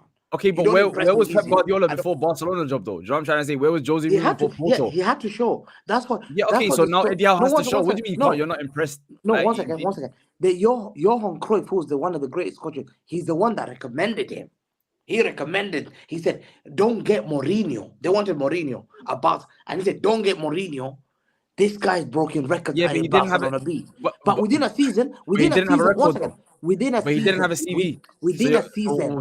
I cannot believe, Hamza, that you're sitting on the stream, Hamza, not praising Arsenal, making Newcastle look like an average team. They're donkey. Even Martin said that they're playing okay, they're good. All right, let me ask you You're literally telling them to go to shame, like to have some shame. Can I ask one last question, yeah? So you're saying, we should be ashamed of our win. We should be ashamed of how we're celebrating. Can I just ask you? No, let me ask you the question. Be happy about it. Are you ashamed of your win? 1-0 against Bournemouth when we spiked them. Is this Bournemouth? Yeah. Is this Bournemouth? Ayo, Hamza, can I give you a stat? Ashamed though? Listen, the difference. I'll tell you why the difference is. Yeah, good. Tell us. Because the difference is these guys have won a treble. This guy have come from 3 cups. These guys have done what? Listen, I'm not bragging. Wallah, I'm not bragging. They've done what Zinedine Zidane, Luis Figo don't have, a treble. They don't. That's a big statement. They don't have what Real Madrid have. That players, I trust them. I think you've done extraordinary. What you've won, and you won in the best league in the world. How does that relate to his question? Listen. How does that relate to his question? 1 second. I told you. Good morning. Good morning. No, the biggest waffle I've had on this channel. Hamza. Look at Patrick and Morton as Man City fans. Hamza. Look at Patrick and Morton as Man City fans. Hamza, we don't care about that. No, Hamza, he asked you a question. Are you ashamed of your win today? Don't tell me about Real Madrid. I don't care about winners. No, they've but done are you? it before. I told you. They've given me 3 leagues. They need 24 hours. Muhammad, anything they do is not embarrassing because they won the treble. Hold on, anything they do is not embarrassing. They won the treble. They can't be criticized. Let me give you. Can't be criticized. Congratulations, but don't overhype it. Don't overhype it. Okay. Let me tell you something. Let me tell you something that they should overhype it. And whether you respond to this or not, I doubt you're going to respond to this because you're not going to have anything to say. Today against Bournemouth, Man City conceded 4 shots on target. In the last 4 games combined, Arsenal conceded 4 shots on target and they've scored 15 goals. Are you not impressed by that? Is that not impressive? You gave away the same number of shots on target today as they have in the last 4 games. Liverpool, West Ham, Newcastle, and Burnley combined. So how are they not? So how are you not impressed by them, but you're impressed by the team that today kind of stumbled to a win and also stumbled to a win last week against Brentford? If the defender doesn't slip last week, Haaland doesn't get the whole half to himself. So you're impressed by what you're doing, but not impressed by what they're doing, even though they have been absolutely dominant over the last 4 games. 2024, they've been immaculate, but you're not impressed by them. You're impressed by you guys crawling to victories. We should employ this man. I'll tell you why. See, you made that. Employ this man for sitting for PR. You know. 1 second. No, bro, I did the same thing for Chelsea yesterday. I did the same thing for United last week. I did the same thing for Jurgen Klopp the week before. I'm just here for the topic. I'm just here for the topic. And you praise the topic. That's it. Listen, you try and impress. You think that you're gonna say, I'm gonna say, wow, more. Oh my God, more salad. Oh wow, you're right. I don't listen. I've seen teams winning 5-6 games in a row and still but it's Arsenal Football Club. What are we doing here? Everyone knows. Oh yeah, because you got the trouble. Everyone what does that word mean? It's Arsenal Football Club. Yeah, no. He has the trouble. But they know. He has the trouble. There's no result. He doesn't result. concern himself with these things. He's got There's trouble. no result That's at why the end of the day. We will see what the end of the result. Patrick, you're a respectable guy. Do you see why we violate your fan? Do you see that now? Yeah. Martin, listen, Martin. Go ahead, Martin. The reason we listen, my brother. Go ahead, Martin. Guys, wait. The reason trouble is because we've only had it for 6 months. United still talk about the treble 20 odd years later.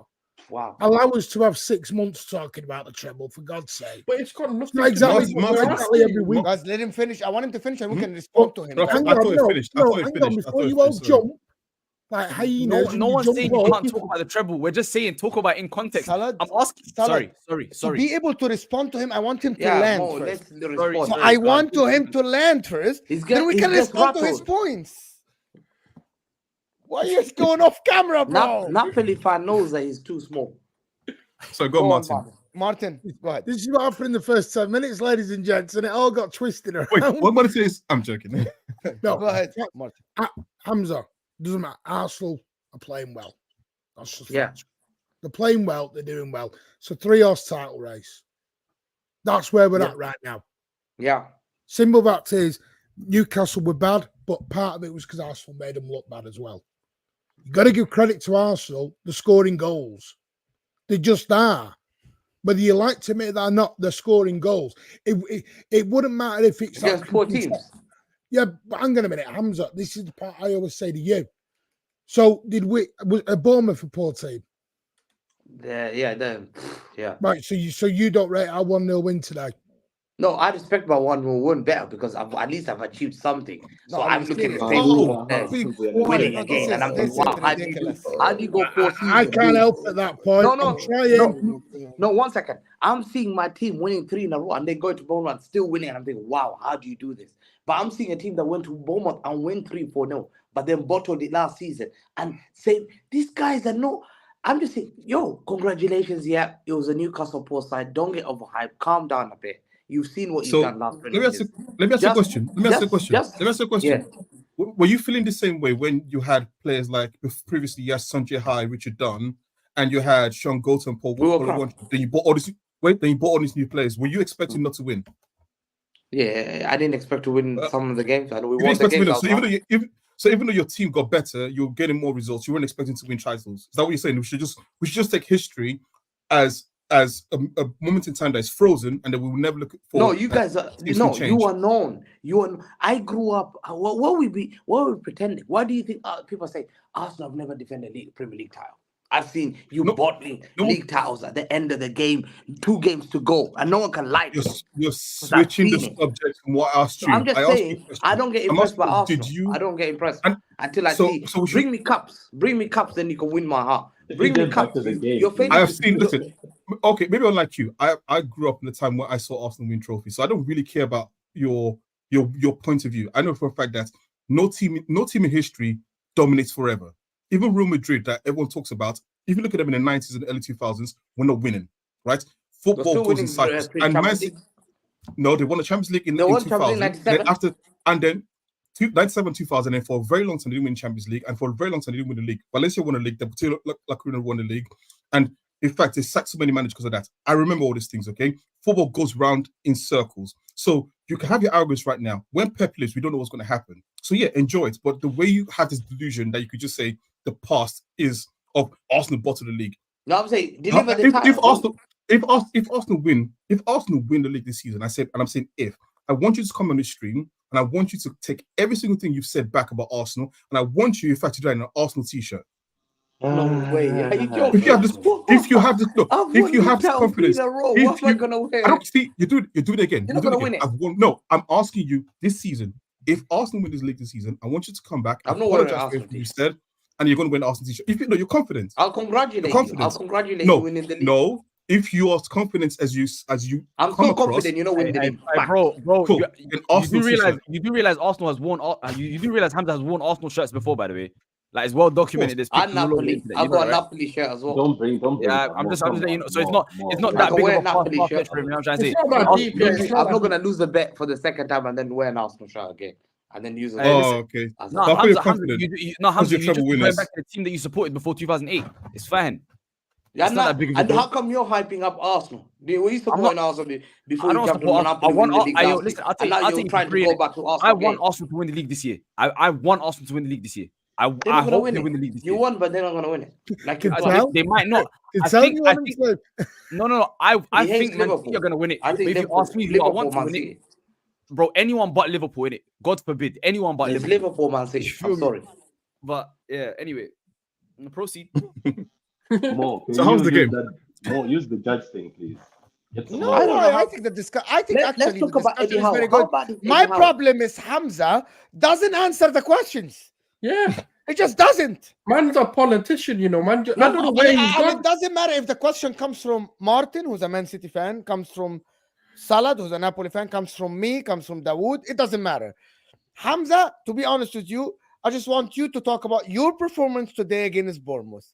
Go on. You have 1 minute to explain to us why you scraped a win against Bournemouth today.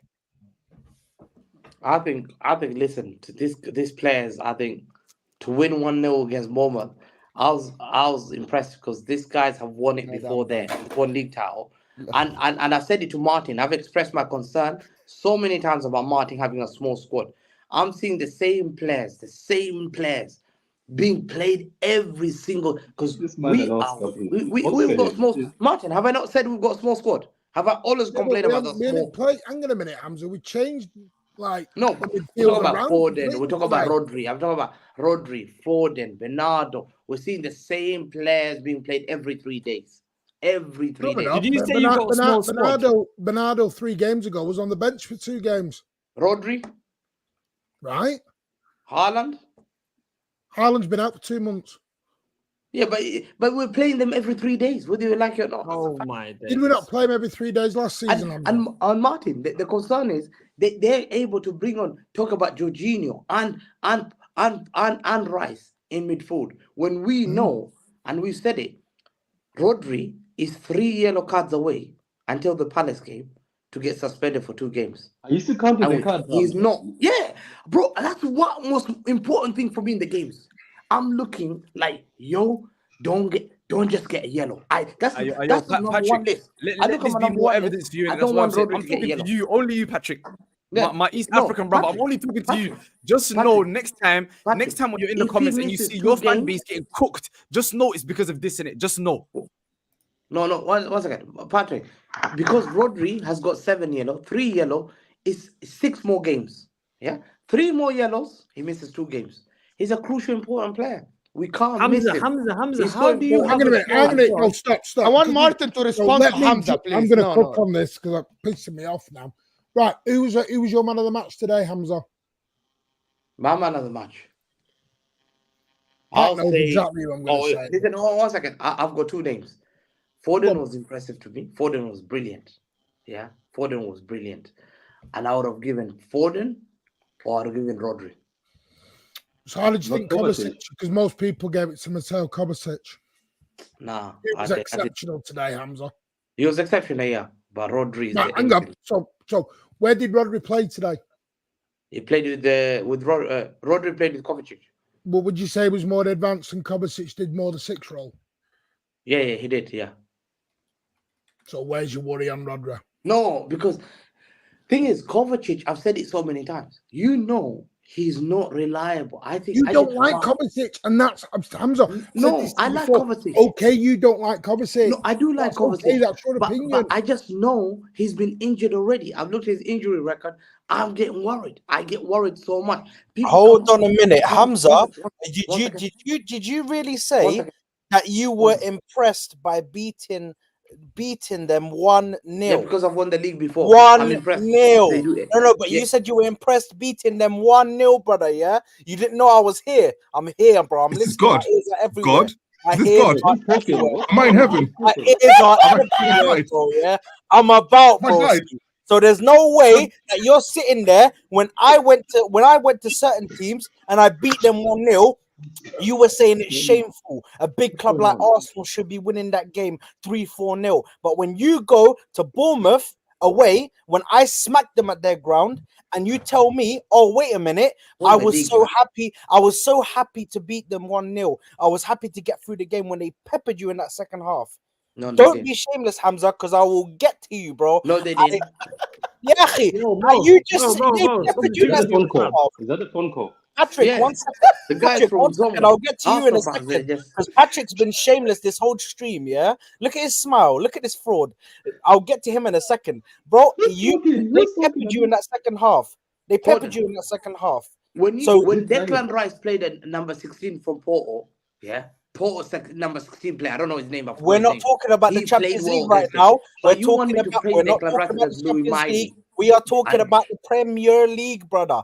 English Premier League. That's what we're talking about. And Yeah, what happened in the English Premier League today is Sinisterra was peppering your right side, and whoever the other guy was peppering your left side. No, to you, Yeah? you're watching a different game. So we need to understand what happened. We had chances to finish that game off. Why are you happy with that performance?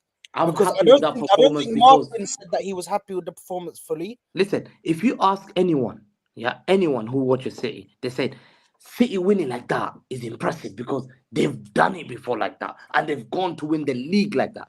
What have you done? When you've done that, what have you done? Nothing. Okay, so we're not meant to be impressed. We're meant to say it's a disgraceful performance. But you want to sit there and tell me a 1-0 against Bournemouth is what the champions, the trebles, are meant to be doing. Now you're trolling. Can I go back to? I'm sorry. I want to go back to the Martin Hamza thing. Nah, man. I'm sorry. I really, Martin, I know, don't let them divide because us. I actually want Martin to discuss this with Hamza. The small squad, the City performances, because every time Martin, we talk to Hamza, he comes up with excuses. Small squad, Pep can't rotate, Pep can't do that. So I want you to actually talk to him. No, listen, I understand where Hamza's coming from. I get it, because there's a lot of City fans who think that. I disagree with the small squad because we've always had a small squad. City have had a small squad for 3-4 years because 2-3 years ago we fell into the trap of the Gabriel Jesus, Zinchenko, Sterling, Cancelo. We had to let them go because they weren't getting game time. We don't do this 2 and 3 world class in each position. We don't. We can't do it anymore. Now, do we need probably what we've had this season more than any other is injuries. For the last 3 years, we've been very fortunate on injuries.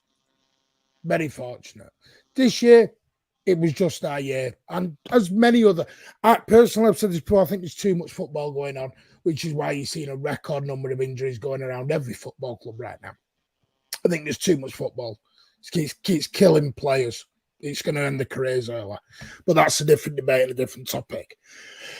I understand Hamza's point of view is like many other City fans. The difference is because I'm older and I've been there and I've done it, I'm a bit more relaxed about it. I get it. And that isn't saying Hamza's new. Hamza's, for as long as I've known, has been a City fan. But some panics about the summer window. And I know where it's come from. Hamza said you're not going to win the league if you don't sign people in the winter. Which window? The last winter window. Look at more gaslighting. No, I didn't say that. I said we need to sign players. No, I didn't say that. I've never doubted Pep. I've never doubted him because he's a winner. I've never doubted because you know that you're well documented with this, right? No, I said we must sign a player. I wanted a player in January, but we didn't sign him. Yeah, but Martin knows my thing, which is about Rodri. Me, I feel that we have put, like, you go to work, you make a risk assessment. Oh, there's a charger there, there's this, I can fall, there's something there, what have I done? Is it the plugs, have they been placed, have they been checked? Everything has to follow the regulation. Yeah. The thing is about City is, yes, we had a small squad, but last season, that small squad, we had to manage it effectively March and April. It's fact. Mm-hmm. Pep learned about a problem. That's what he did today, though, Hamza. No, that's why he saw Kovacic and Nunes in the midfield. He managed it. But then, no, Nunes are not come for him. I said to you before, it will take him time for him to come good because he's a player, though I think he'll be a very good player. But to me, Rodri has been overplayed. I believe Rodri has come out saying, I'm tired. A player has expressed that. I think, and we are relying on one player as a midfield, and we believe Kovacic can do that. I don't think he can do that. I think you're mistaken. I think you're very mistaken. We need another midfielder, and that's why we pushed for Declan Rice. That's why we pushed for Bellingham. That's why we pushed for Paqueta. We wanted that. We know we wanted that. Now Pepper see, like, I needed to take time off. Like, he needs to give Rodri a rest, but Rodri can't get given a rest. There should be game, Kovacic, Matthias Nunes. There should be John Stones. Hold on. You should be. There should. Hamza, it's no one's problem that Pep Guardiola doesn't trust Kovacic. It's no one's problem that Pep Guardiola doesn't trust Nunes, and he played him as a left winger today. This is no one's problem. This is squad.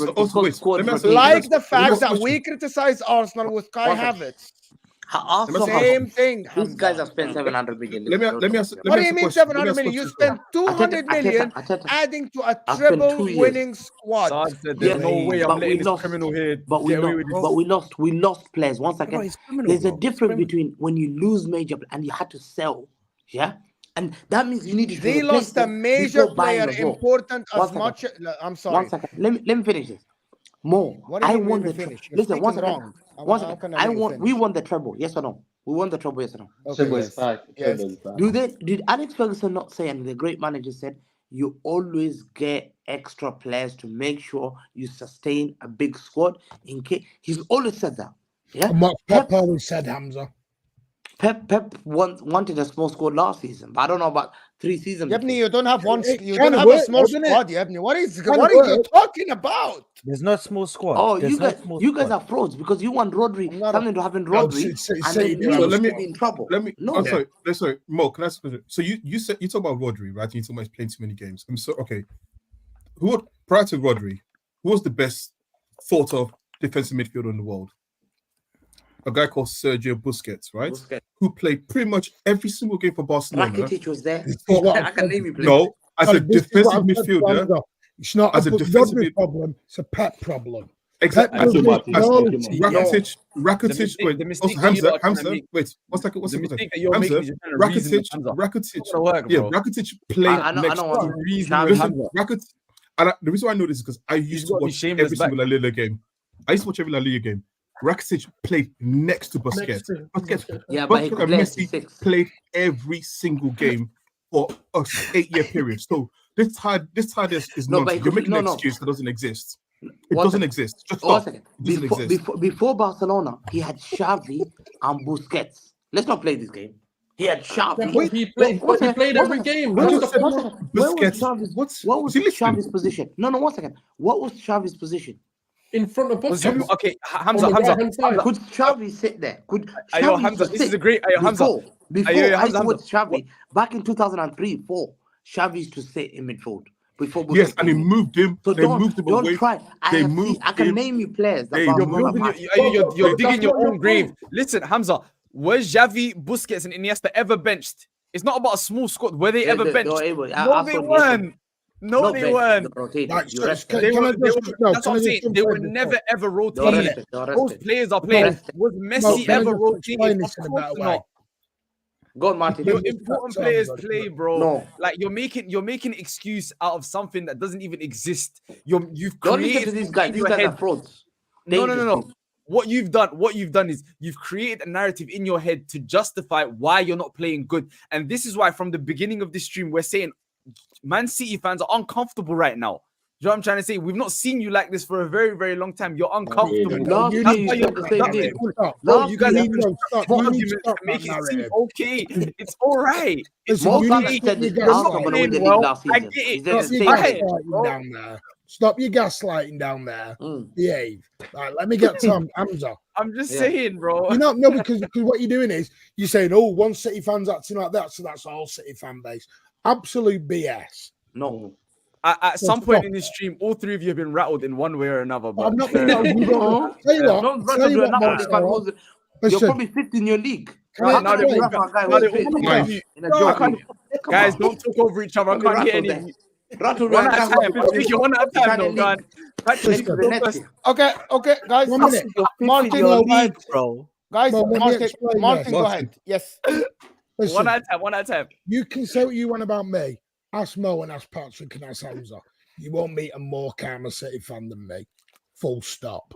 There is no panic in my name. I respect it. No, Martin, until Martin said we're the most informed team. Until then.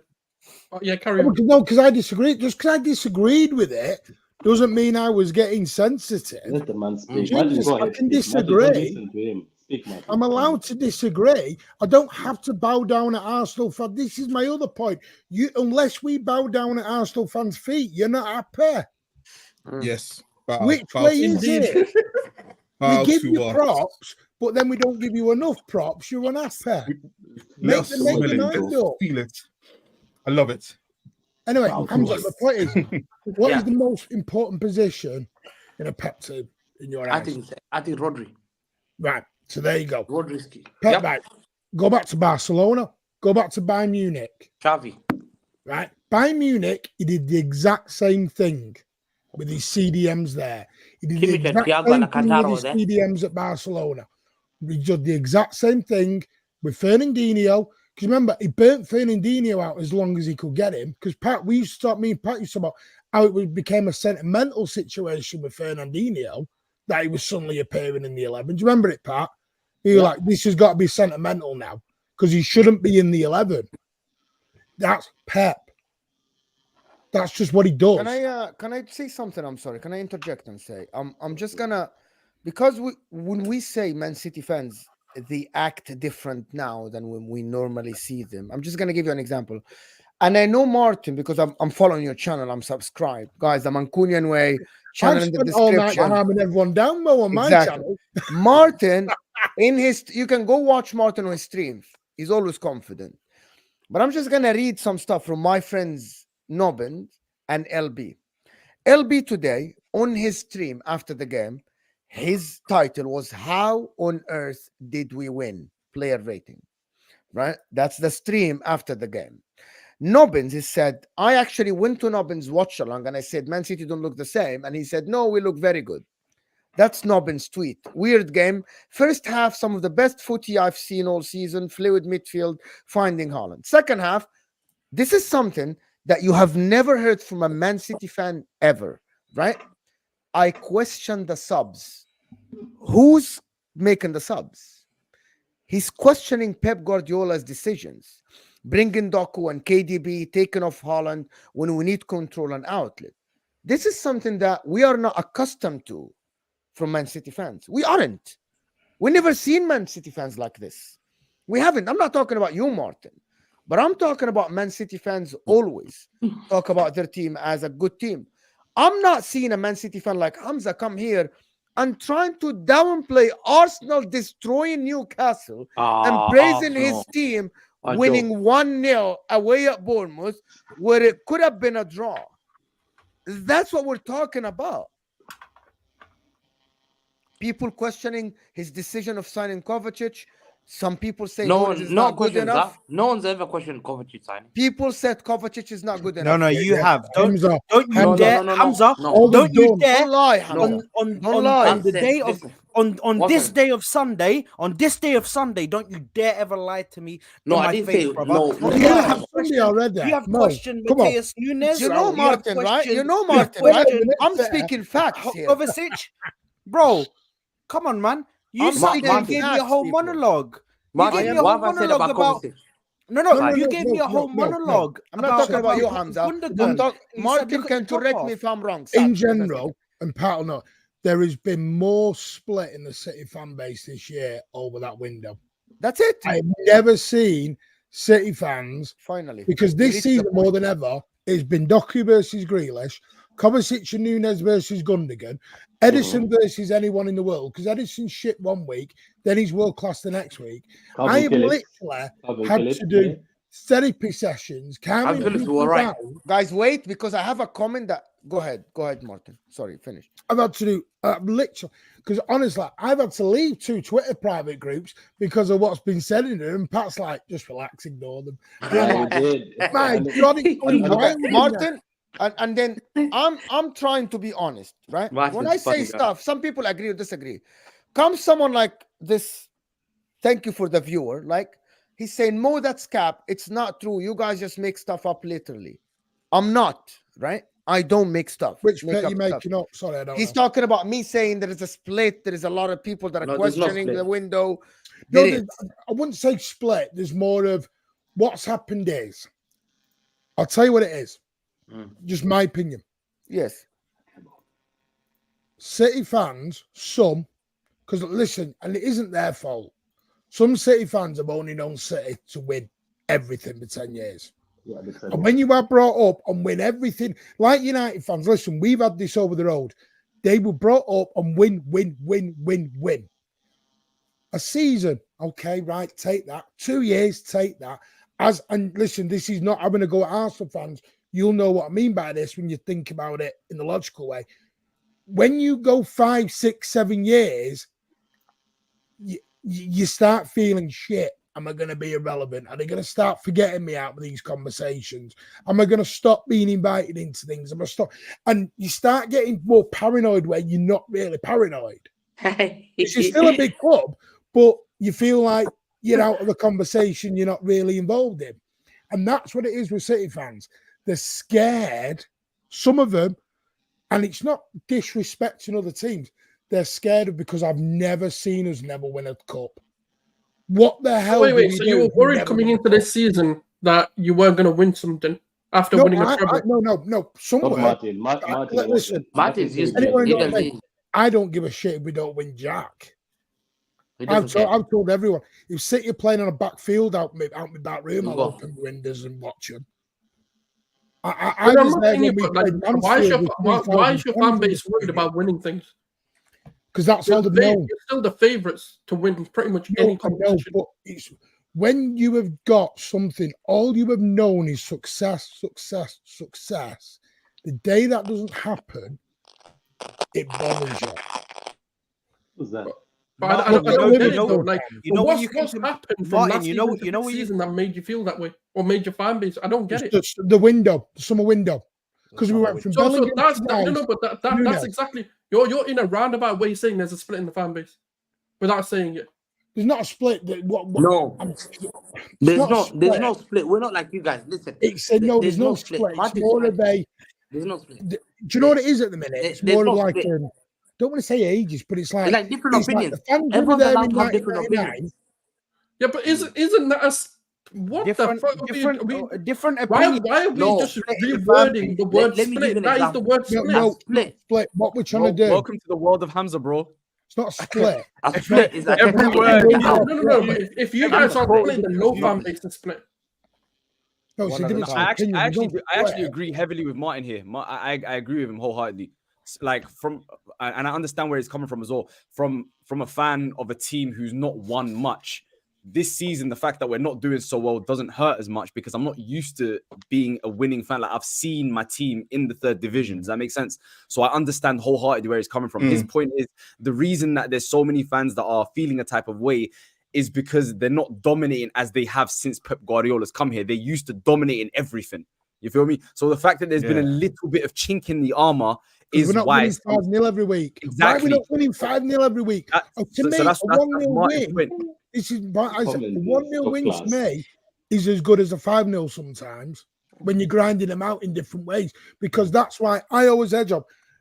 If you are playing shit and win 1-0, it shows character. It's still why Pep says Fergie used to win 1-0.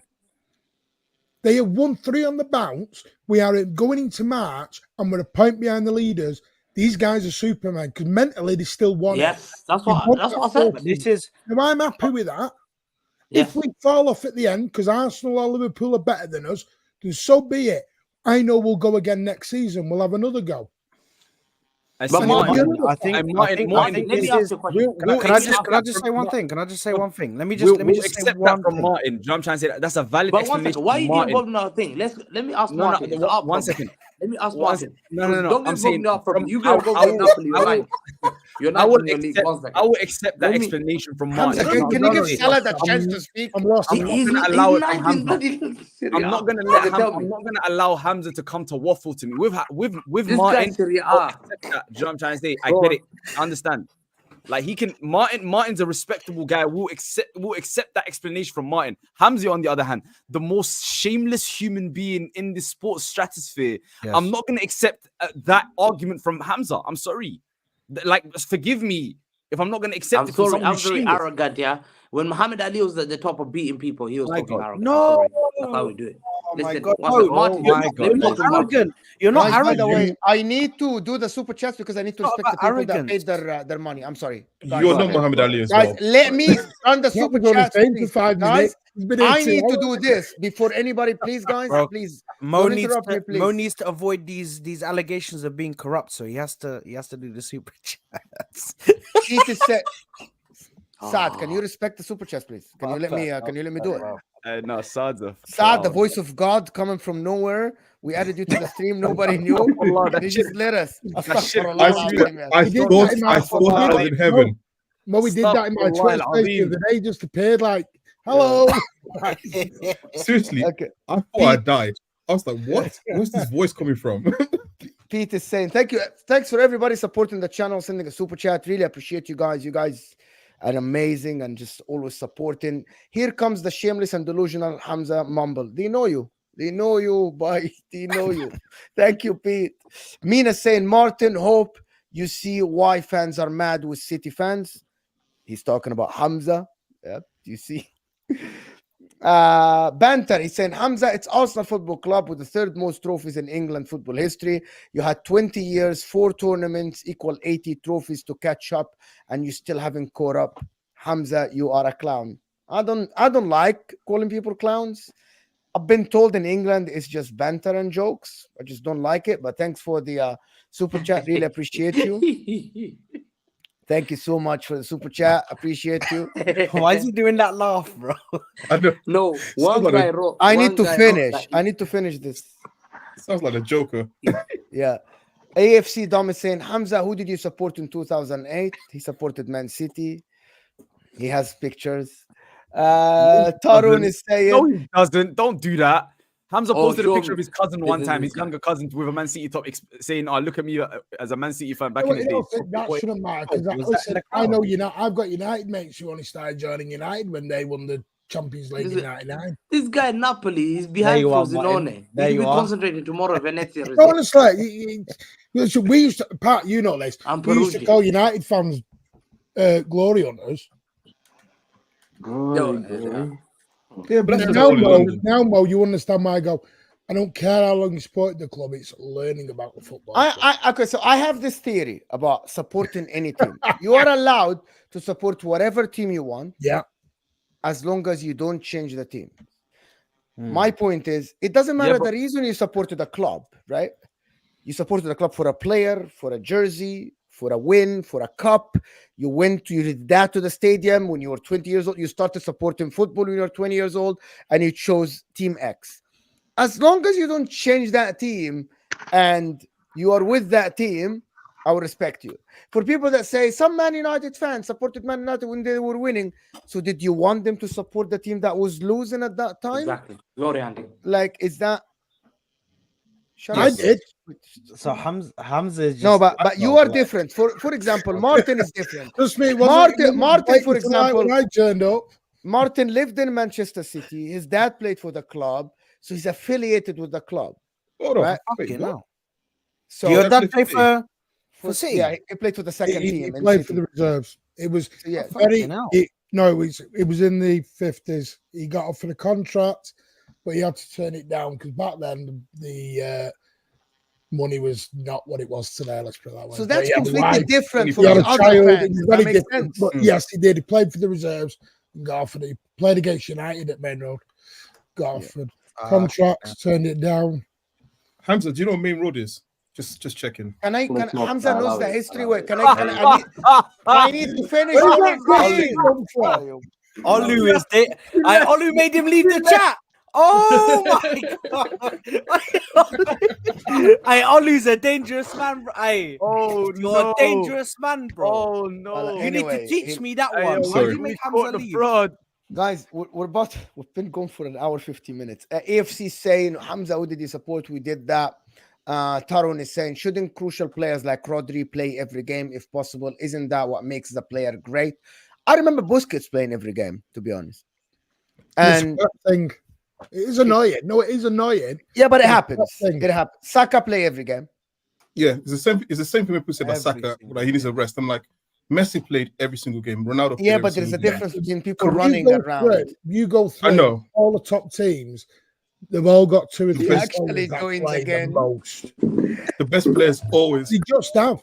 If you go, you go to Real Madrid back in their heyday, they'll have had 2 or 3 players that were every game. Listen, Raul played every game. Raul played every single game for Real Madrid. Okay, this is what happens.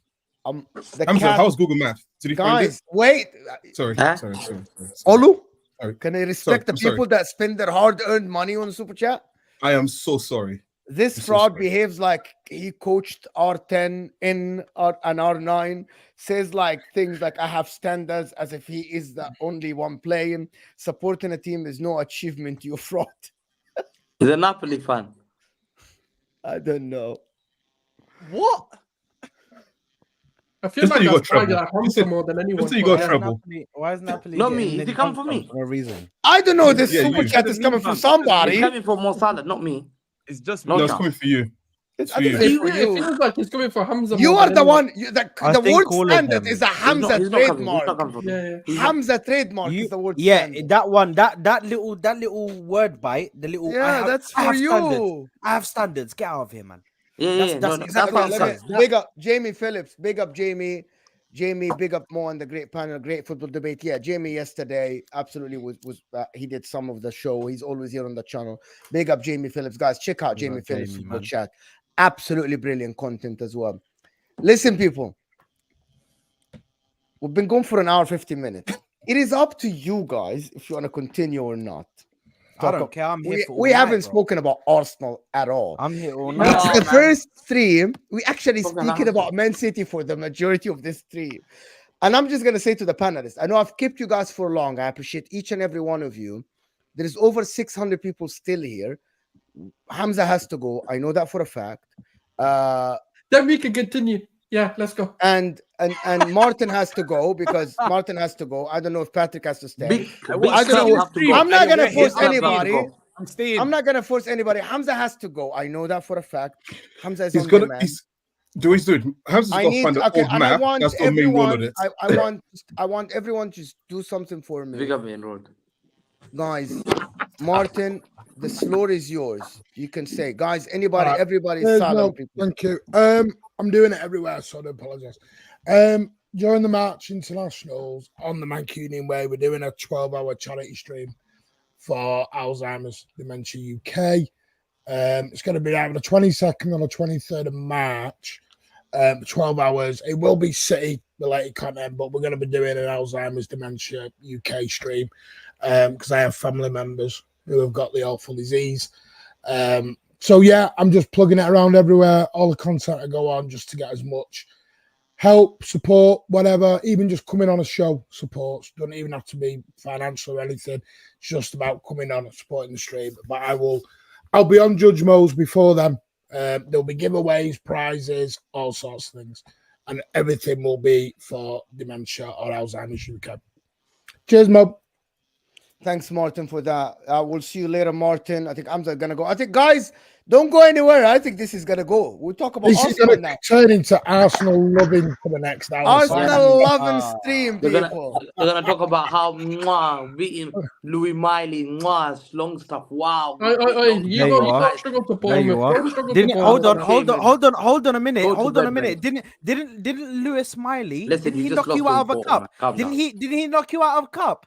Hold on. Didn't Miley Cyrus knock you out of a cup? And you're trying to chat to me about Hannah Montana? No. Yes, he did. It was Isaac. Don't do that. It was Isaac. We got but was he not playing in that team? Miley Cyrus, Hannah Montana, best of both worlds. He didn't play. Was he not playing in that team? Don't turn it against City. You always do this.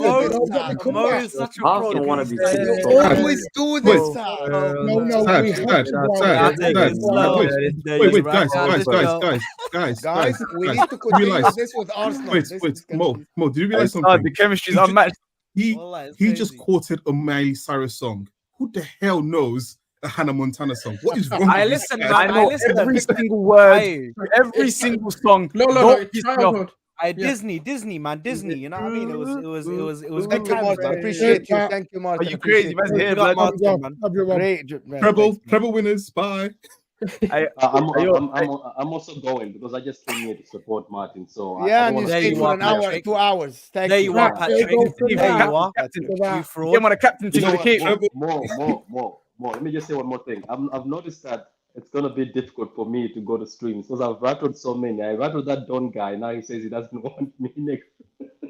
So I'm done. Anyway, guys, but it's lovely meeting all of you guys. More, my brother. I love the Thank you, Patrick. humor. Appreciate you. And now, Patrick, you're honestly the GOAT, man. I swear, you're the only one of the only Man City fans I've ever met, which is genuinely like good vibes. You know what I'm trying to say? All your sensitive fan base, go chat to them, man. Shameless, sensitive guys, bro.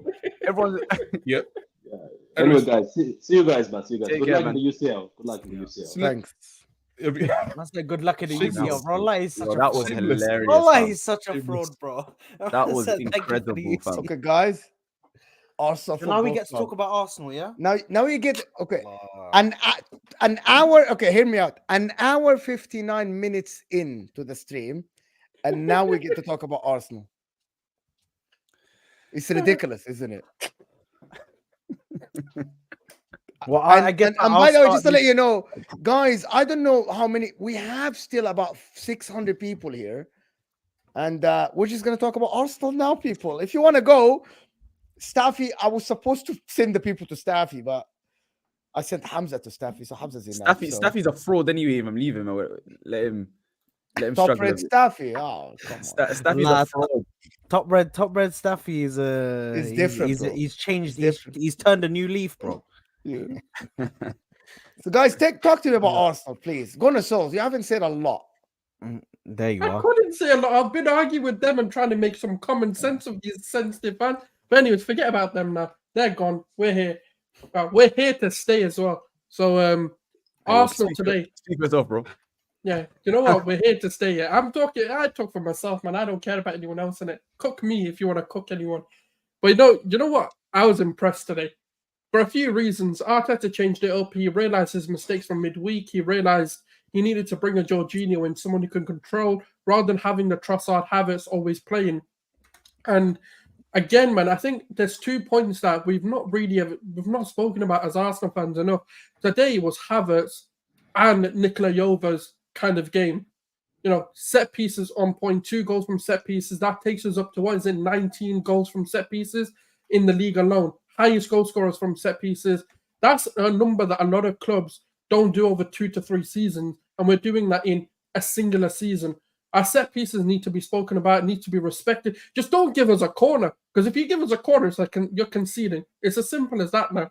It's getting to the point of we're making penalty conversion numbers out of corners. Why didn't you do that against Porto? You had Bro, That's an anomaly. That's an exception. That's an exception. No, that's an exception to the rule, right? Because they did really well. They did something that no other team's been able to do. The dark arts of football. I applaud them, by the way. They did it brilliantly. But I'm talking about Newcastle, before we go off. Wait, no, sorry. So no, wait. On the Porto thing, actually, do you remember Saliba missed a chance where he should actually scored a header? So actually, theoretically, there was an opportunity for us to score a header. It's just that he didn't get it on target. We didn't do it. Let's not justify it. Yeah, they done well. Yeah. I'm just saying, if the tactic worked, it didn't convert. And Kai Havertz, man, my guy Kai Havertz today, he set the tone from this very get-go. My man goes to Sven Botman and goes, you know what? I'm gonna bully you, man. I'm gonna bully you. Man barges him, literally takes him to the ground. The guy was crying. You know, Newcastle thought the refs were on their side. They came into that game knowing, if we get touched, the referee's gonna give everything. Now, Kai Havertz was not there to be bullied. Man said, I'm going to stand here and I'm going to let you bully me. Go on, try it. But man was barging everyone out the way. A great game today. Got an assist, got a goal. Jorginho, absolutely fantastic from him again. And this is the thing, we've got so many ways of playing. We've got so many ways that we can transition our games. We want to be attacking. We want to press high. We want to control the games. We want to slow off. We just want to kill the game off. It's brilliant to see because we've matured so much since last season in terms of our style of play, our evolution of play. And we're now starting to see that even when major injuries such as Thomas Partey not being here, Zinchenko not being here, Jesus not being here, and we're still able to go and beat teams as if they're nothing. It's brilliant to see that Arteta isn't overthinking these things and that he's keeping it simple, keeping it to his game plan. He's putting the right people where they need to be in certain games. There's no longer oh my God, this lineup looks shit. Oh my God, this lineup's this. It's now like we're more composed when we go into the games. Today, the only conversation that I'd seen was why was Trossard dropped, which is fair enough. I understand the question, but people aren't panicking that Havertz is starting and Trossard is dropped or Jorginho started instead of X and Y Z player. There's starting to be a lot more trust when we see the lineup come out. So I think there is a leaf being turned at Arsenal. Yeah, listen, I couldn't agree more with that. Obviously, to be honest, I think when we first put out the starting 11, I was a bit like, why has Trossard been dropped instead of Havertz? But that's just because I think that Trossard is the more clinical player. So I'm thinking if we do get chances, he's going to score them most likely more than Havertz for me. But I think we played tremendously well today. I think this first half was the best first half I've seen from Arsenal, and that Wolves first half is a very close second. But this first half was best first half I've seen from Arsenal. I think we were just on them from the start, on them from the beginning. Jorginho, absolutely brilliant, tackling, winning headers, doing stuff that people said, oh no, he's like 35, 60 now. He's an old man, bro. He can't do none of this stuff, but he was doing it on the pitch. You know what I mean? He was performing like he was 25, 26 years old, bro. And he's in his prime years. But yeah, I think he was brilliant today. Same thing with Declan Rice. He gives him that calmness when he plays with Jorginho. The Declan Rice can go do whatever he needs to do. He's not worried about defending both players as for when he plays with Havertz in the midfield. Which, listen, for me, I think until Partey comes back and we see the full picture of what Arteta wants to do, I think that Jorginho should be. You pissed me off, Sad, right? Why? Why you pissed me off? Why? Because 26 games in, and you are talking about when Thomas Partey comes back, we'll see the picture. So what did I just say? This is why am I allowed to be upset? This is why Mo 26 games in, 12 games left in the league, and he's talking to me about Thomas Partey is important and everything. But for you, Arsenal won 4-1 today, destroying Newcastle, and you're coming here on the channel talking about when Thomas Partey come here, I want to see the bigger picture. What bigger picture? This is the picture, bro. No, it's not. This is the picture. No, it's not. No, Mo, the picture is for Thomas Partey to play with Declan Rice. That's why we saw it from the start. Okay, so let's Sad. Wait, sorry, let me just say. First of all, that whole I said something about Timber. Just forget about them. Like this season, just forget about them. Bro, but don't think about the bigger picture with them. Partey, the bigger picture is the bigger picture is this. I don't think Arteta is going to put his trust in Partey, because you never know when Partey's body's just going to let break down them. You don't build a team around someone who you can't trust. Their body is not letting him down. I don't think is either he's going through I'm not going to talk about that. If his body's breaking down, then this is it. Especially with muscular injuries, it's just going to keep happening over and over and over again because he's getting older. Yes. It's not easy for him to recover. I'll say, sorry. The one thing I'll say is I'm going to be a little bit negative. And I'm not the negative guy. I don't like being negative, but I'm going to be negative on one thing. There you are, Olu. He's never negative. No, I'm not. I'm never negative. I'm very balanced. No, I'm very balanced. There you are for now. Negative fan. I'm saying for now, yeah. The one thing I'll be negative about is, and I know everyone said how great Kai Havertz played. The chance he missed at 2-0 in the start of the second half could have been very crucial. And my thing about him is this, I'm glad it's not Mo who spoke about it, because at the start of the season, I said this as a joke. No, as a joke. I said this. The player he reminds me the most of is Thomas Muller because of his movement, and everyone laughed at me, and rightfully so. I mean, it's quite funny to compare Kai Havertz to a legend, right? But his movement is his biggest strength. Mo, didn't you say that at some point? Was it you, Mo? No, I said it. Me, Thomas Muller? I said it. Me and Thomas Muller? No, I was making fun of Olo saying that. I said that. Oh, so you're the culprit. I was making fun of Olo saying that. It was me. Olo said it on a stream, and then I was making fun of him. So yeah. I said his movement is his biggest strength, similar to Thomas Muller. And I said the biggest problem is that he hasn't got a ruthless streak. Like Muller in his prime, in front of goal, he's scoring. And the problem with Havertz for me is that, and you see a few times where he gets in front of goal and like a ruthless striker would just bury that, don't think about it, and he missed it. And for me, it's if we're winning 2-3-0, that's fine. If this will be a Man City. You have the same criticism for Jesus, by the way. I was just about to say exactly. that. You can have the same. I don't think you have any striker in your team that can do that. I think your most ruthless finisher is probably Martinelli. I feel like Nketiah, Gabriel Jesus, Trossard, and Kai Havertz. I feel like I feel like none of them are ruthless quite a bit. Trossard is quite a bit. No. Let's not do that. Trossard is clinical, bro. Trossard is clinical. I was talking about strikers and striker types in my opinion. I wasn't talking about. Okay. So has Trossard not played striker? He plays striker for us. He plays striker for Brighton. There we are. In the words of Hassan, where do we go from here? We're not disagreeing here. We're literally just having a conversation. This is not like all the Man City fans have left. We're not arguing with each other here. That's what we're doing. Guys, I'm gonna say something about Kai Havertz. But hold on. Kai Havertz. Hold on, Mo. Even today, he scored a tap in. He's a donkey on the pitch. Oh my god! So Souls is man made an mistake. No. I'm defending my client here. My client. Why does Havertz get all this hate? I don't understand. In today's game, so Siso, Mo doesn't like Havertz. That's it. In today's game, okay, there was so much talk about Bukayo Saka playing amazing, Jorginho playing amazing, Odegaard going back to dictating the game, William Saliba making Isak look like the worst version of Dominic Solanke, right?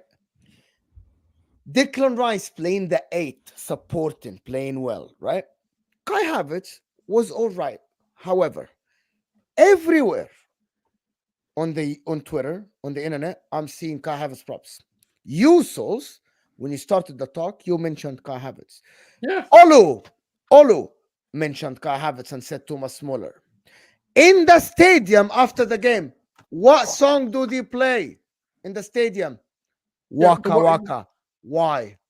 To give props to Kai Havertz. Because he deserves props. What do you know why? Let me ask you. Do you know why he deserves props? Let me finish. Do you know why he deserves props? Because he's a donkey at Arsenal and played all right. You are actually accepting mediocrity. What do you do to a player? What do you do to a player, right? When you get a player and the player was not playing up to par that you wanted him to, and he's improving every time? Do you encourage a player and make him play better, or you put him down? Because what you're saying is they're giving him props for playing well. If you do well, you should get props. If you do bad, you should be chastised. It's that simple. If you play terrible, can I ask you something today? If you are picking the lowest rated player today on the pitch from Arsenal, who was it? Ben White. Mo, the point you're missing is Ben White, who literally Gordon for 60 minutes didn't. But no. Gordon, you said rate the lowest, right? Ben White's wing, even though he was asked to invert, was where Gordon actually came into a couple of times. Actually, no. Behind him a couple of times. I mean, you guys think that Kai Havertz played well today? Well, yes, he played. I feel like you're being disingenuous. I remember three. I'm sorry, Mo. Let me respond. Because people think I have an agenda against Havertz. I do, right? Because I don't like the player, right? No, I don't think. I'm going to do something you don't like in it. Please finish what you're saying. I'm going to do something you don't like, though. Go ahead. Carry on. Let me finish. Bro, Mo, what you're doing. I'm going to finish the sentence. Kai Havertz, 3 occasions, broke Arsenal's attack, and it looked very good until it reached him, and he missed 3 passes, very simple ones.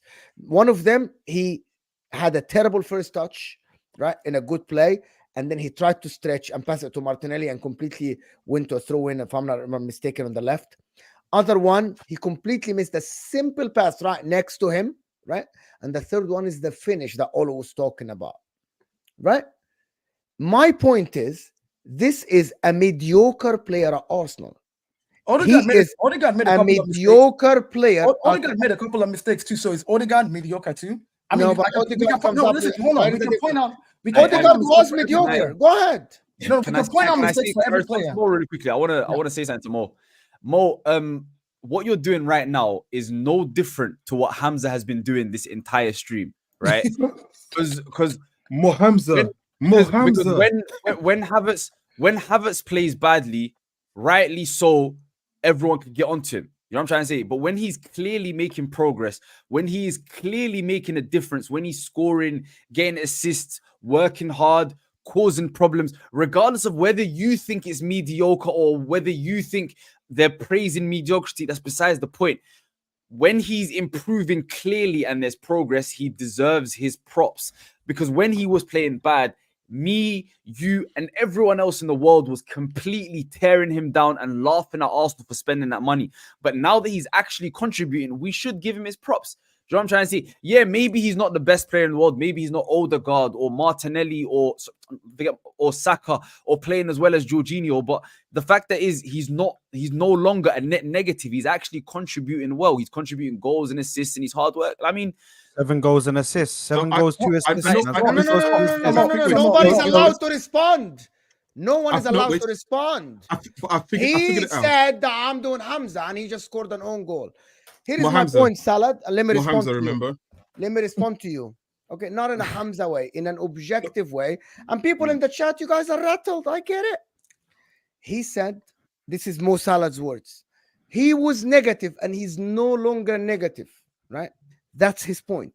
So he is slightly that's not my point. That's not my point. What you said. Don't interrupt me, please. Don't interrupt me, please. I didn't interrupt you when you accused me of being Hamza. You're lying. You're lying. I'm not lying. I'm using your words. I'm not lying. You're literally. You literally said that. You literally said when he isn't negative. No, did you not use the exact same wording? No. There was a comma there, not a full stop. I said he was a net negative. Now he's no longer a negative. He's actually contributing. That's what I said. Something, which is okay. Use that. I love it. I love what you're doing. My point is, Kai Havertz, he isn't a net negative now. That means he was a net negative before. That means I was right to criticize him. Number one. We were all right. Number two. We were all right. 1-0 Mo. 1-0 Mo. Number two. 1-0 Mo. 1-0 Mo. Number one. Mo one. Wait. Agree on that. Wait. Agree on that. Pause. I'm not finished. This is my channel. Before we judge, I'm not finished. I'm sorry. I'm sorry. I want to say, Olu, I'm sorry. I'm not going to allow you to say anything before I respond to Mo Salah because he accused me of waffling. So I'm fine. Let me waffle then. You were waffling. You were waffling. Let me waffle fine. I'm all right to waffle. Give it a few seconds. Let me talk. Give it a few seconds. One thing. I want to say, no, I'm not gonna let anybody talk. When we pick, can I talk? For fuck's sake, can I fucking talk? Can I say one thing, please? I was gonna say when we speak, right? Could we ever say whether Mo Salah won or Mo Hamza won? That's what we're going to say. We have to pick one side, right? Based on this argument. My point about Kai Havertz is simple, guys. He might not have been bad today, and I said he's not bad today. My point is, in my opinion, when someone scores a goal or an assist and he isn't net bad, doesn't mean you suit a team that is going for the title. I'm going to give you an example because so people know that I'm not two-faced or I don't have agendas for the sake of agendas. Marko Arnautovic scored the goal against Atletico Madrid. The amount of times I cussed him in the game because I didn't think he played amazing. My point is, Kai Havertz still, Arsenal fans, they criticize them. They criticize Kai Havertz. A lot of them do. A lot of them, Saad, for example, said that Kai Havertz is a problem. Olu at some point said that we might not, Kai Havertz isn't the best to the system, blah, blah, blah, but Arteta is trying to use him, right? I'm just quoting what people said. I said that he is used, for example, in the Man City games. That. My point is now, in the Porto game, people said Kai Havertz was shit. He didn't offer anything. The whole nor anybody else. The difference is the others offer more in the league. I am judging Kai Havertz based on a couple of things, right? Just to, and hear this and deep it and think about it. Price tag, 1. 2, he is replaced one of the most important players in your system last year. Here's where you're wrong. Here's where you're wrong. Okay. Because Kai Havertz wasn't brought to replace Granit Xhaka. Here we go. I actually disagree with you. The reason why I disagree with you, I'm telling you factually, he wasn't though. No. He wasn't. Factually, you don't know. You're not. Were you sitting with freaking Arteta and Edo when they went to negotiate for him? But you can serious. But you can listen to Arteta's quotes and actually know that wasn't. Arteta said it in the stream. Arteta said it in an interview. Arteta can say whatever he can. He played the guy left-sided midfielder. Mo. Arteta was asked if he brought Kai Havertz to replace Granit Xhaka in an interview, and he said no. He said no. I like him because he's got skill set, he's got diversity, and I can use him in different places. Those were his words. And do you think the manager is going to say? You know who was brought? I don't like this. I don't like. How would we believe in every? Do you think the manager is going to come up and say, "I literally bought this guy for Kai Havertz"? Brother, yo, brother, it's not even, bro. I didn't even say this because of what Arteta said. It's what we know, bro. Kai Havertz was never going to replace Granit Xhaka. I'll tell you who was brought in to replace Granit Xhaka. It was Declan Rice, hoping that Partey stays fit. Partey would have been that number 6 place, and it was Declan Rice to do what Declan Rice is doing right now. I disagree. Let me rebuttal that with one word. Salad. Let me Go. rebuttal that with one word. 2 games. Partey was fit. He played right back in. Yes. And also, that was. I have no evidence. I have no evidence to support what Mo Salah said. No. Mo, I'm going to rebuttal your point. Where was Zinchenko? He was injured. Exactly. So we need to invert. Okay. And That's he's the one. Okay, let me actually. Was Ben White available? Was Ben White available? No. Look at it. Answer the question. Was Ben White available? Yes, but okay. So let me continue. Let me continue. No. You ask the question. You can't just say, yes. But when you look at last season, the last 7 games, what happened? Ben White was available. Partey played right back. So Partey was molded to play the right back, inverting, and Declan Rice is the 6. When Zinchenko's not available, yes. Look at him now. Ben White's now being molded to do that because Partey's not there. He saw that. What's his name? But the thing is, I want to go back. Now hold on. Let me just say one thing. You can't genuinely believe that Kai Havertz was brought in to replace what Granit Xhaka was doing. No. Don't twist my words. Don't twist my words. Okay, to replace the position, not what he does. Okay, and I think that's why Arsenal look different. The point I'm trying to make is Kai Havertz has never displayed the characteristics to be able to do that, and we know that. The reason he was brought in was to be a player that can play in all 3 positions up front, that can contribute something in multiple different areas because Arteta likes a small squad. He was never brought in to replace Granit Xhaka. That's just as simple as that. Everyone, that's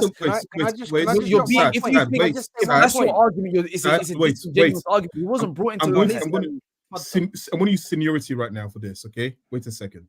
The thing I'll say about the Xhaka and Kai Havertz thing is this: Arteta fundamentally changed this system. If he didn't change the system and he played Kai Havertz in the same role, he just dragged and dropped and said, right, play on from that. So then I will accept that actually Havertz was a direct replacement.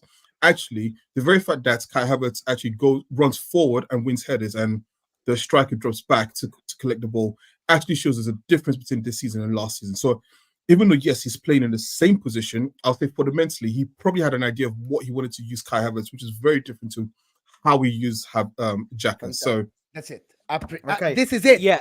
This is it. Now, so this what Olo said is exactly what it is. Sad. Now you're going to say Granit Xhaka. No. I never did. I never said to replace Granit Xhaka's rule, to replace Granit Xhaka in the team, to play the left 8 with different instructions, which is why everyone said it wasn't working. Can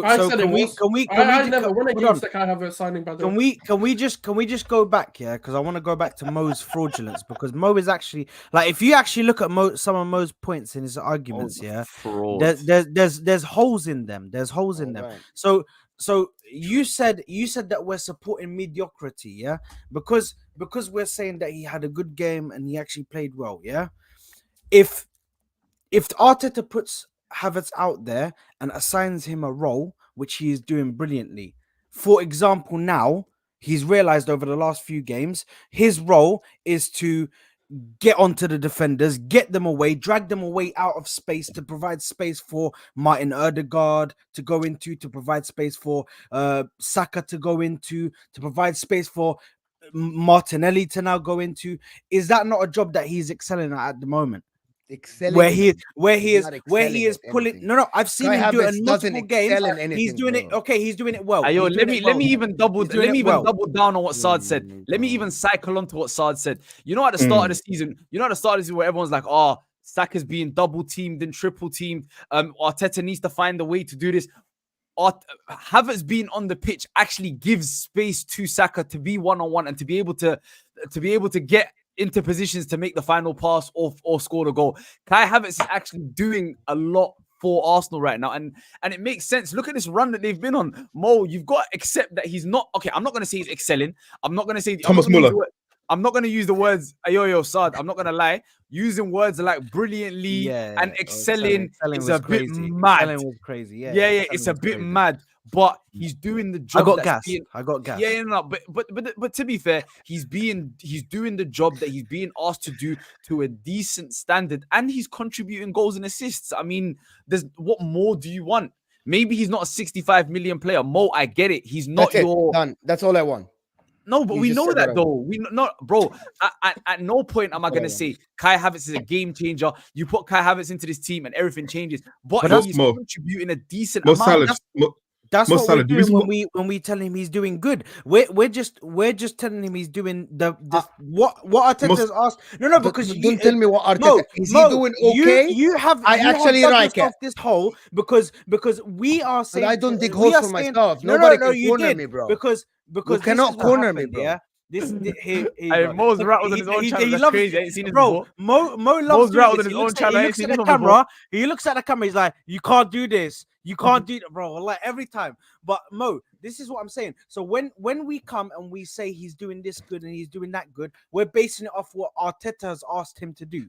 What Arteta has set him as his stuff to do in the game, which is to annoy the defenders, to pull players out of their position, to create space.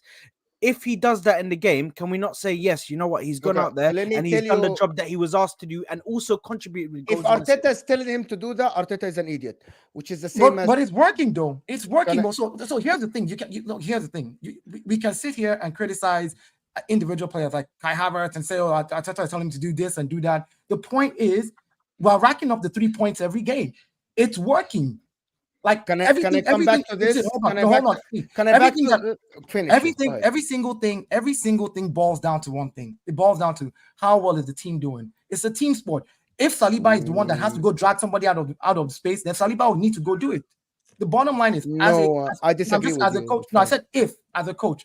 He understands the players. He works with them Monday to Friday before they play every game. He's always there with them. He sees who's fit during the training. He sees who's available. They know who has the knock. Jorginho, the reason they haven't featured Jorginho with Declan in the last, after the Liverpool game, Jorginho's had a foot injury that he's been carrying literally all season. He still has it. I disagree with this point. So number one, I get what some fans do, but that's not me. When some fans do, but it's working. It might be working for the team. I actually believe that Kai Havertz is being carried by a very good plan and a very good Arsenal team over the past 6 games. But what's the problem with being carried by a system? I tell you what the problem is. Like that.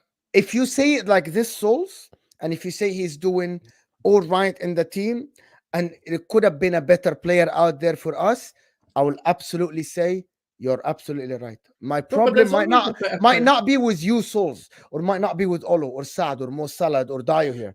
My problem with some fans that say, no, Kai Havertz was the right choice for Arsenal. Yes, Kai Havertz is the guy. He is, though. He fundamentally, for what we want him to do, he is the right choice. Okay. There's no, nothing wrong. I don't. Wait. It's also the coaches. It's also the coaches' routine. Mo.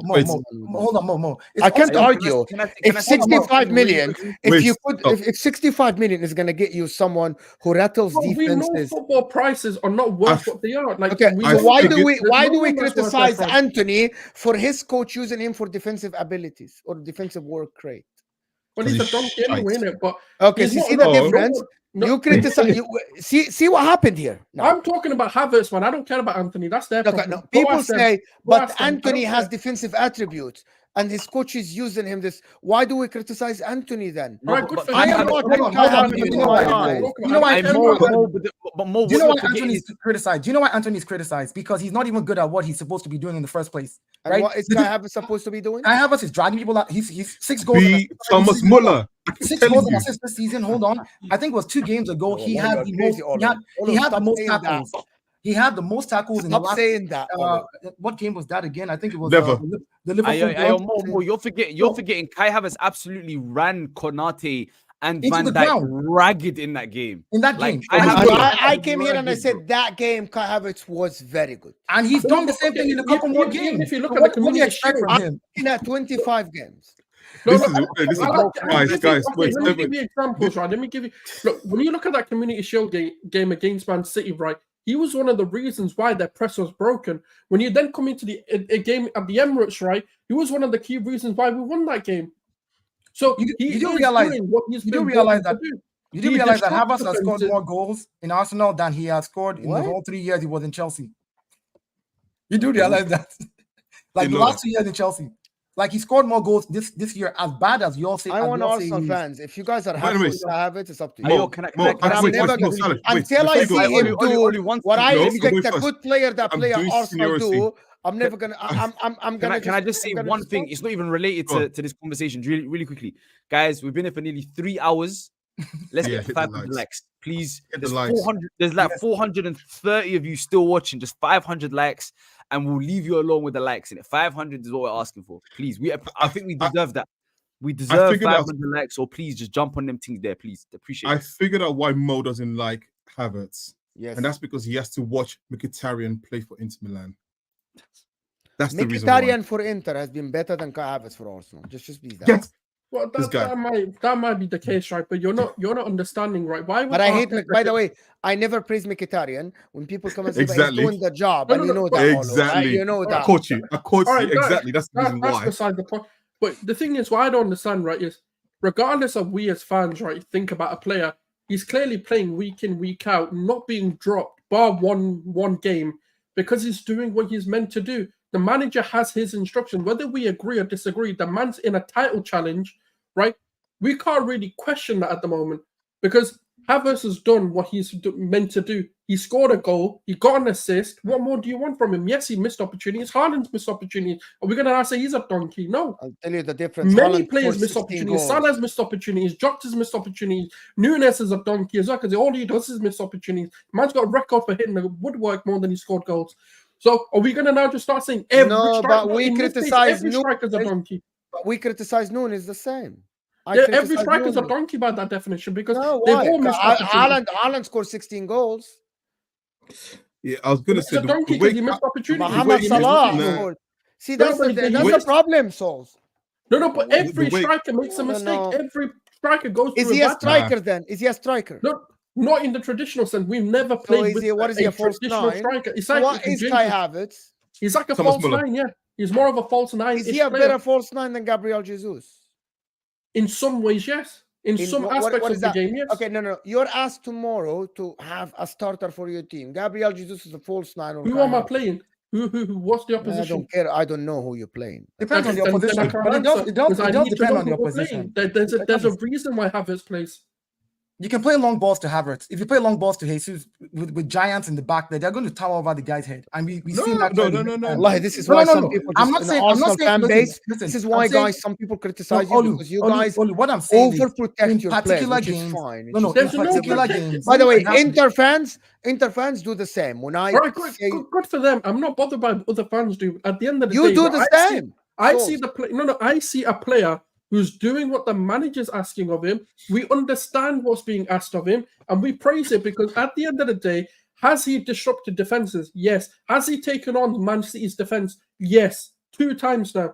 So I'm not going to say, and he's taken on Liverpool, he's taken on Newcastle's defense. He's doing those games where we've struggled against, and he doesn't get bullied. We no longer get bullied because players like I have. It's really natural for him to have some. If he's having 25 bad games, we wouldn't be going to be here sitting talking about it. He's a controversial player. This is why it's a debate. That's what people don't understand. If Kai Havertz had 25 bad games, by the way, me and you, Olu, Salad, we weren't going to be here talking about him.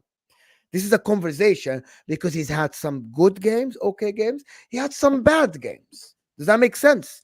That's what people. That's what I'm trying to have a conversation. Okay, Mo, let me read your stats. Let me read. I don't want. Let's give me a second. I just want to move on from Kai Havertz. No, I just want to read you Gabriel Jesus versus Kai Havertz stats for this season, just so you see like in comparison. Goals: Havertz 6, Jesus 4. Assists: Havertz 2, Jesus 3. Clean sheets: Havertz 3, Gabriel Jesus 2. Of course. So now, are we saying Gabriel Jesus is a donkey? No. Can I ask you something? Just this season. That's something. Okay, like I'm just gonna listen. I'm not looking at the stat. And Gabriel Jesus is a forward. I'm not looking at the. I'm not looking at the stat. So he's doing what he's supposed to do. Can you just let me finish, please, and ask you the question? Yeah, go on. Can you please tell me the minutes that both played? You provided that the stat, and that's gonna be the last point. Yeah, 25 games to 17 games. No. I want you to give me minutes. I want you to give me minutes. It says 25 games to 17. That's what I was telling you. I was like 20. I have to play 25 games. Do you want me to go and check the minutes for both players? You're the one who brought up the stats, right? Yeah. I want you to give the minutes for both. Can you look that up while I do the super chat? Can you please look up the minutes, please? You're the one who said stats here, stats there. I'm not the one who did that. I guarantee you the minutes aren't even comparable between Gabriel Jesus, because I believe Gabriel minutes played. Kai Havertz 1,602, Gabriel Jesus 1,099. So 500 minutes extra. I mean, so different. About 50%. 5 games. About 5 games. 50%. Where did you get 50% from? 1,000 versus 1,500. That's called. That's the math, bro. 1,699. So that's basically 1,100. 1,100 and 1,600. So 500 in between. That's about 5 games. 50% more. That's 5 games. 50% more. Mathematically, he's right. It's a 50% increase in minutes. No, I'm not going into this argument, people. Let's forget about the maths. Okay, bro, so I got A in maths, so I don't know how I'm doing that. I don't know how. I got a question. The UK education. I got a question. The UK education now. Essie is saying, Mo, what does Odi need to be better than Maddison for you? Well, I don't know. I think it's a conversation. I don't know. Nothing. Like two different players. Odegaard is better. Odegaard is better. Two different players. I think. Look. So hold on. I'm sorry, Olo. You don't, Souls. You don't think it's a conversation? You can have a conversation, but you're not going to win it. So you don't think there's a debate here? Well, you can debate it, of course, but you're not going to win the debate. Someone said 2 + 2 is 5 and moved on. Allah, I saw that, bro. I saw that. I was like, oh, shit. There you are. In front of 450 people, you know. That's bro. Crazy. There you are, listen, Odegaard is going back to his best. Odegaard is going back to be all right, to be good again. He can actually be a difference maker for Arsenal this season. Today, I saw something else that I didn't see in Porto. I see him talking to players, pointing to where the players should press, where players should be, which is a captain thing that he should do. He's always done that. I think he's always done that. I think the problem is that I think we suffer with recency bias when players play well. But actually, if you go back, even when he first came to Arsenal, I remember they did a game against West Ham where they actually focused on him. And all the things he does in terms of telling players to press, initiating the press, he always did that. It's just the fact that, like I said, he's playing better now, so that gets highlighted a little bit more. I'll say the thing about Odegaard and Maddison is that the thing about Maddison, the reason why I say Odegaard is better is my criticism of Tottenham being that, and I said right at the start of the season, is it a new manager bounce, like a very long new manager bounce? And I think now that it's time to regress in terms of they overperformed, in my opinion, where they should have been. Now we have to see if Maddison can carry that team to be better again. Whereas we have evidence that Odegaard can do. And Mo knows my criticism of Odegaard. My criticism of Odegaard is that you think Odegaard can carry the team if he had the same players as Tottenham? I don't know. Richarlison and Werner and Brennan Johnson. I don't know that. I don't know that because so that's not a fair comparison then. No, I say my criticism of Odegaard has always been that sometimes he doesn't play better than the team is playing. So if the team is playing poor, he's not like playing better than poor. He ends up being part of that same level, right? But actually, Arsenal been playing well, so actually he's been raising his level. If that's what the difference between Maddison and Odegaard, in my opinion. Maddison is always going to be the better player on the pitch, always. That's the thing. Listen, there is small sample for Odegaard for me to see, because Odegaard has been good last season, and for the majority of the beginning of the season, he wasn't great, and he's just coming to the form after the Dubai thing. I think Maddison has been started very good. Very unfortunate to be injured. He was still one of the best players in the league, and one of the best midfielders over the past like 3-4 years with Leicester. I think I would pick Maddison over Odegaard still, until Odegaard. But it is a conversation, to be honest. It is a conversation, to be honest. You can have a conversation about anyone. It doesn't mean. So my opinion, I can debate that many times, and I know that my argument will win for me. I know your argument will win for you. Maddison, injured for months, came back, and Odegaard has 2 goals more than him, 2 penalties. Okay, so in every single metric this season, I think Maddison has been better per minute. Apart from pressing. Well, that I didn't look at that. Well, if you press this is what I looked at: passing, shooting, chance creation, dribbling, tackling as well. But can he press? Can he press? No. That's what we're forget that banter. Yeah. No. But I'm not talking banter, by the way. I think it's a conversation to be honest. No. I'm talking. Yeah. But for me, right, the reason why I say it's unfair comparison, because it was clearly by design we were meant to slow down in the start of the season. We weren't meant to be as aggressive. We weren't going to do this high volume chance creation. But now, when you look at it, look at Odegaard. As soon as we've started to be more aggressive, we've started to expand our football, we've started to press more aggressively. Look at how much better he is. Now, by design, Saka's better, Martinelli's. It's not because we were crap in the start of the season. No, we learned that the previous season when we bottled the league, we burnt ourselves out too soon. So he's told us to phase our energy, to slow down the game. Let's just go for the control. Let's win the 1-0s. Go for like a scrappy win. Just by any means, just win. Yeah, and then second half of the season. But I can use the same argument then. So if you say that, I can respond to that and say, but Maddison plays with way worse players. Way worse players. I can say the same. So your argument is that coach. No, I'm not saying that. Hold on. Your argument is Maddison look better because we are by design slower. They're playing full on football. Okay, so hold on. We're not even playing out. We're in neutral. My counter. Okay, let me just rephrase what you said and tell me if I'm wrong or right. Your argument is Maddison might have better stats and all of this because he is playing more quick team. This is their style of play. Our style is more slow. So what are you saying? My thing is, we've been limited by design. We're doing it by purpose. It's by design. Isn't this the same? I'm saying? No. What you're saying is, I'm not saying because he's playing more attack. As soon as you switch it up and they say, get out of game now and let's start playing football, look at what the difference is. We've done it by design. As soon as if, for example, Maddison isn't going to do anything this season in terms of actual achievements at the end of it. We're going for a league title. There's a madness to it. We needed to slow down. We needed to reserve our energy, and then go gun ho. As soon as we go gun ho, trust me, you'll blitz Maddison numbers. You'll blitz them. And also, and Mo, some of the chances we've missed this year have been criminal. I saw a compilation of all the chances that Odegaard should have gotten assists for. I swear to God, he should be punching up some people after a game for the amount of chances they missed. I think Arsenal fans are just too protective. I actually think it's a very good conversation. By the way, their numbers are very close. On the eye, I would choose Maddison because I think Maddison has something that Odegaard doesn't have, which is I think Maddison can look a player eye to eye, dribble them straight forward, right? This is something that Maddison does. True. I think Maddison is better in set pieces. I think Odegaard probably is better in that role, supporting a winger and stuff like this. Maddison is more fluid, runs around the pitch, asks for the ball everywhere. I'm not sure. I think Odegaard might be the more accurate passer, but Maddison is more of a risk taker like Kevin De Bruyne. I think Odegaard. No, I wouldn't say like Kevin De Bruyne, he's more like Bruno Fernandes. Maybe you can say that as well. You can. I see his point. I see his point. Nobody's Bruno. Kevin De Bruyne. But I see Sol's point.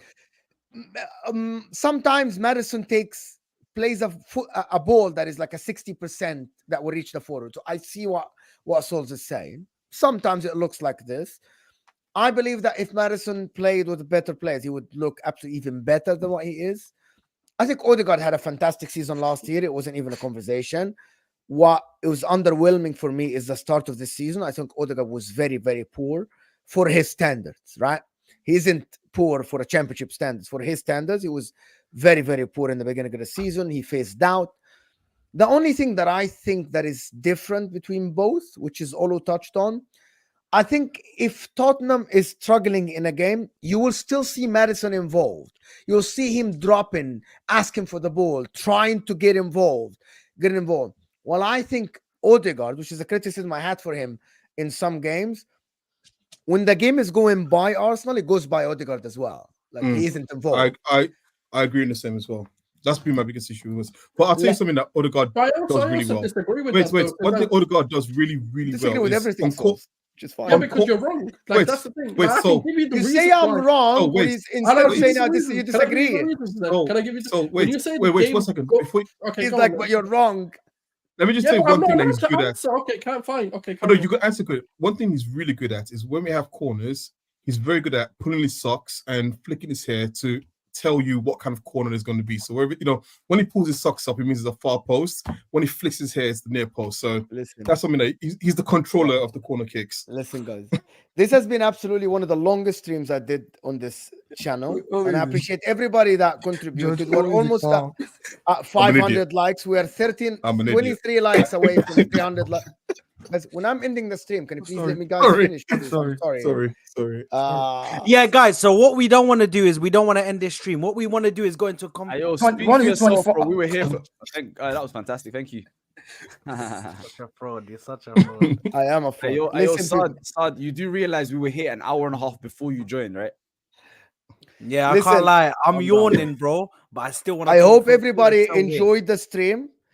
What happened here is that instead of me, I started the stream praising Arsenal, saying Arsenal were absolutely fantastic. These guys turned me into an anti-Arsenal thing because they pressed my buttons, which normally happens with Olo and Saad. You're always like that, bro. You're always no. You're always like that, bro. You're an Arsenal hater. And I was supposed to redirect to Staffy, and Staffy just redirected to us. Wallahi, big up everybody that joined from Staffy TV, but I was supposed to redirect to Staffy. This stream was long. It is the longest stream I've done on this channel, to be honest. But I want to thank everybody that joined. Appreciate you guys. Thanks, Mo Salad. Martin was here. Saad, the football corner, of course. Dio is here with us. Thanks for joining us, my man. Is that how I say your name, right? Yeah, Dio. Just Dio. And Olo is here. Gona Souls, appreciate you guys. And Hamza was here. Patrick was here. I just appreciate everybody that has been here. I wanted to come and roast Hamza. That's why I wanted to get on. Someone trying to roast Hamza is crazy. When you see your Man City fans, just remember to tell them you are treble winners. Just remember, hug a Man City fan and tell them they're treble winners. You know what I'm going to do? Mo, you know what I'm going to do? I do VFX. I'm going to do a comparison video for Hamza. We're like 15 away. Can we just stay for like 5 more minutes and talk shit for like 5 more minutes to get? No, people will like that. I've got to go. I've got to go. I gotta go as well, to be honest.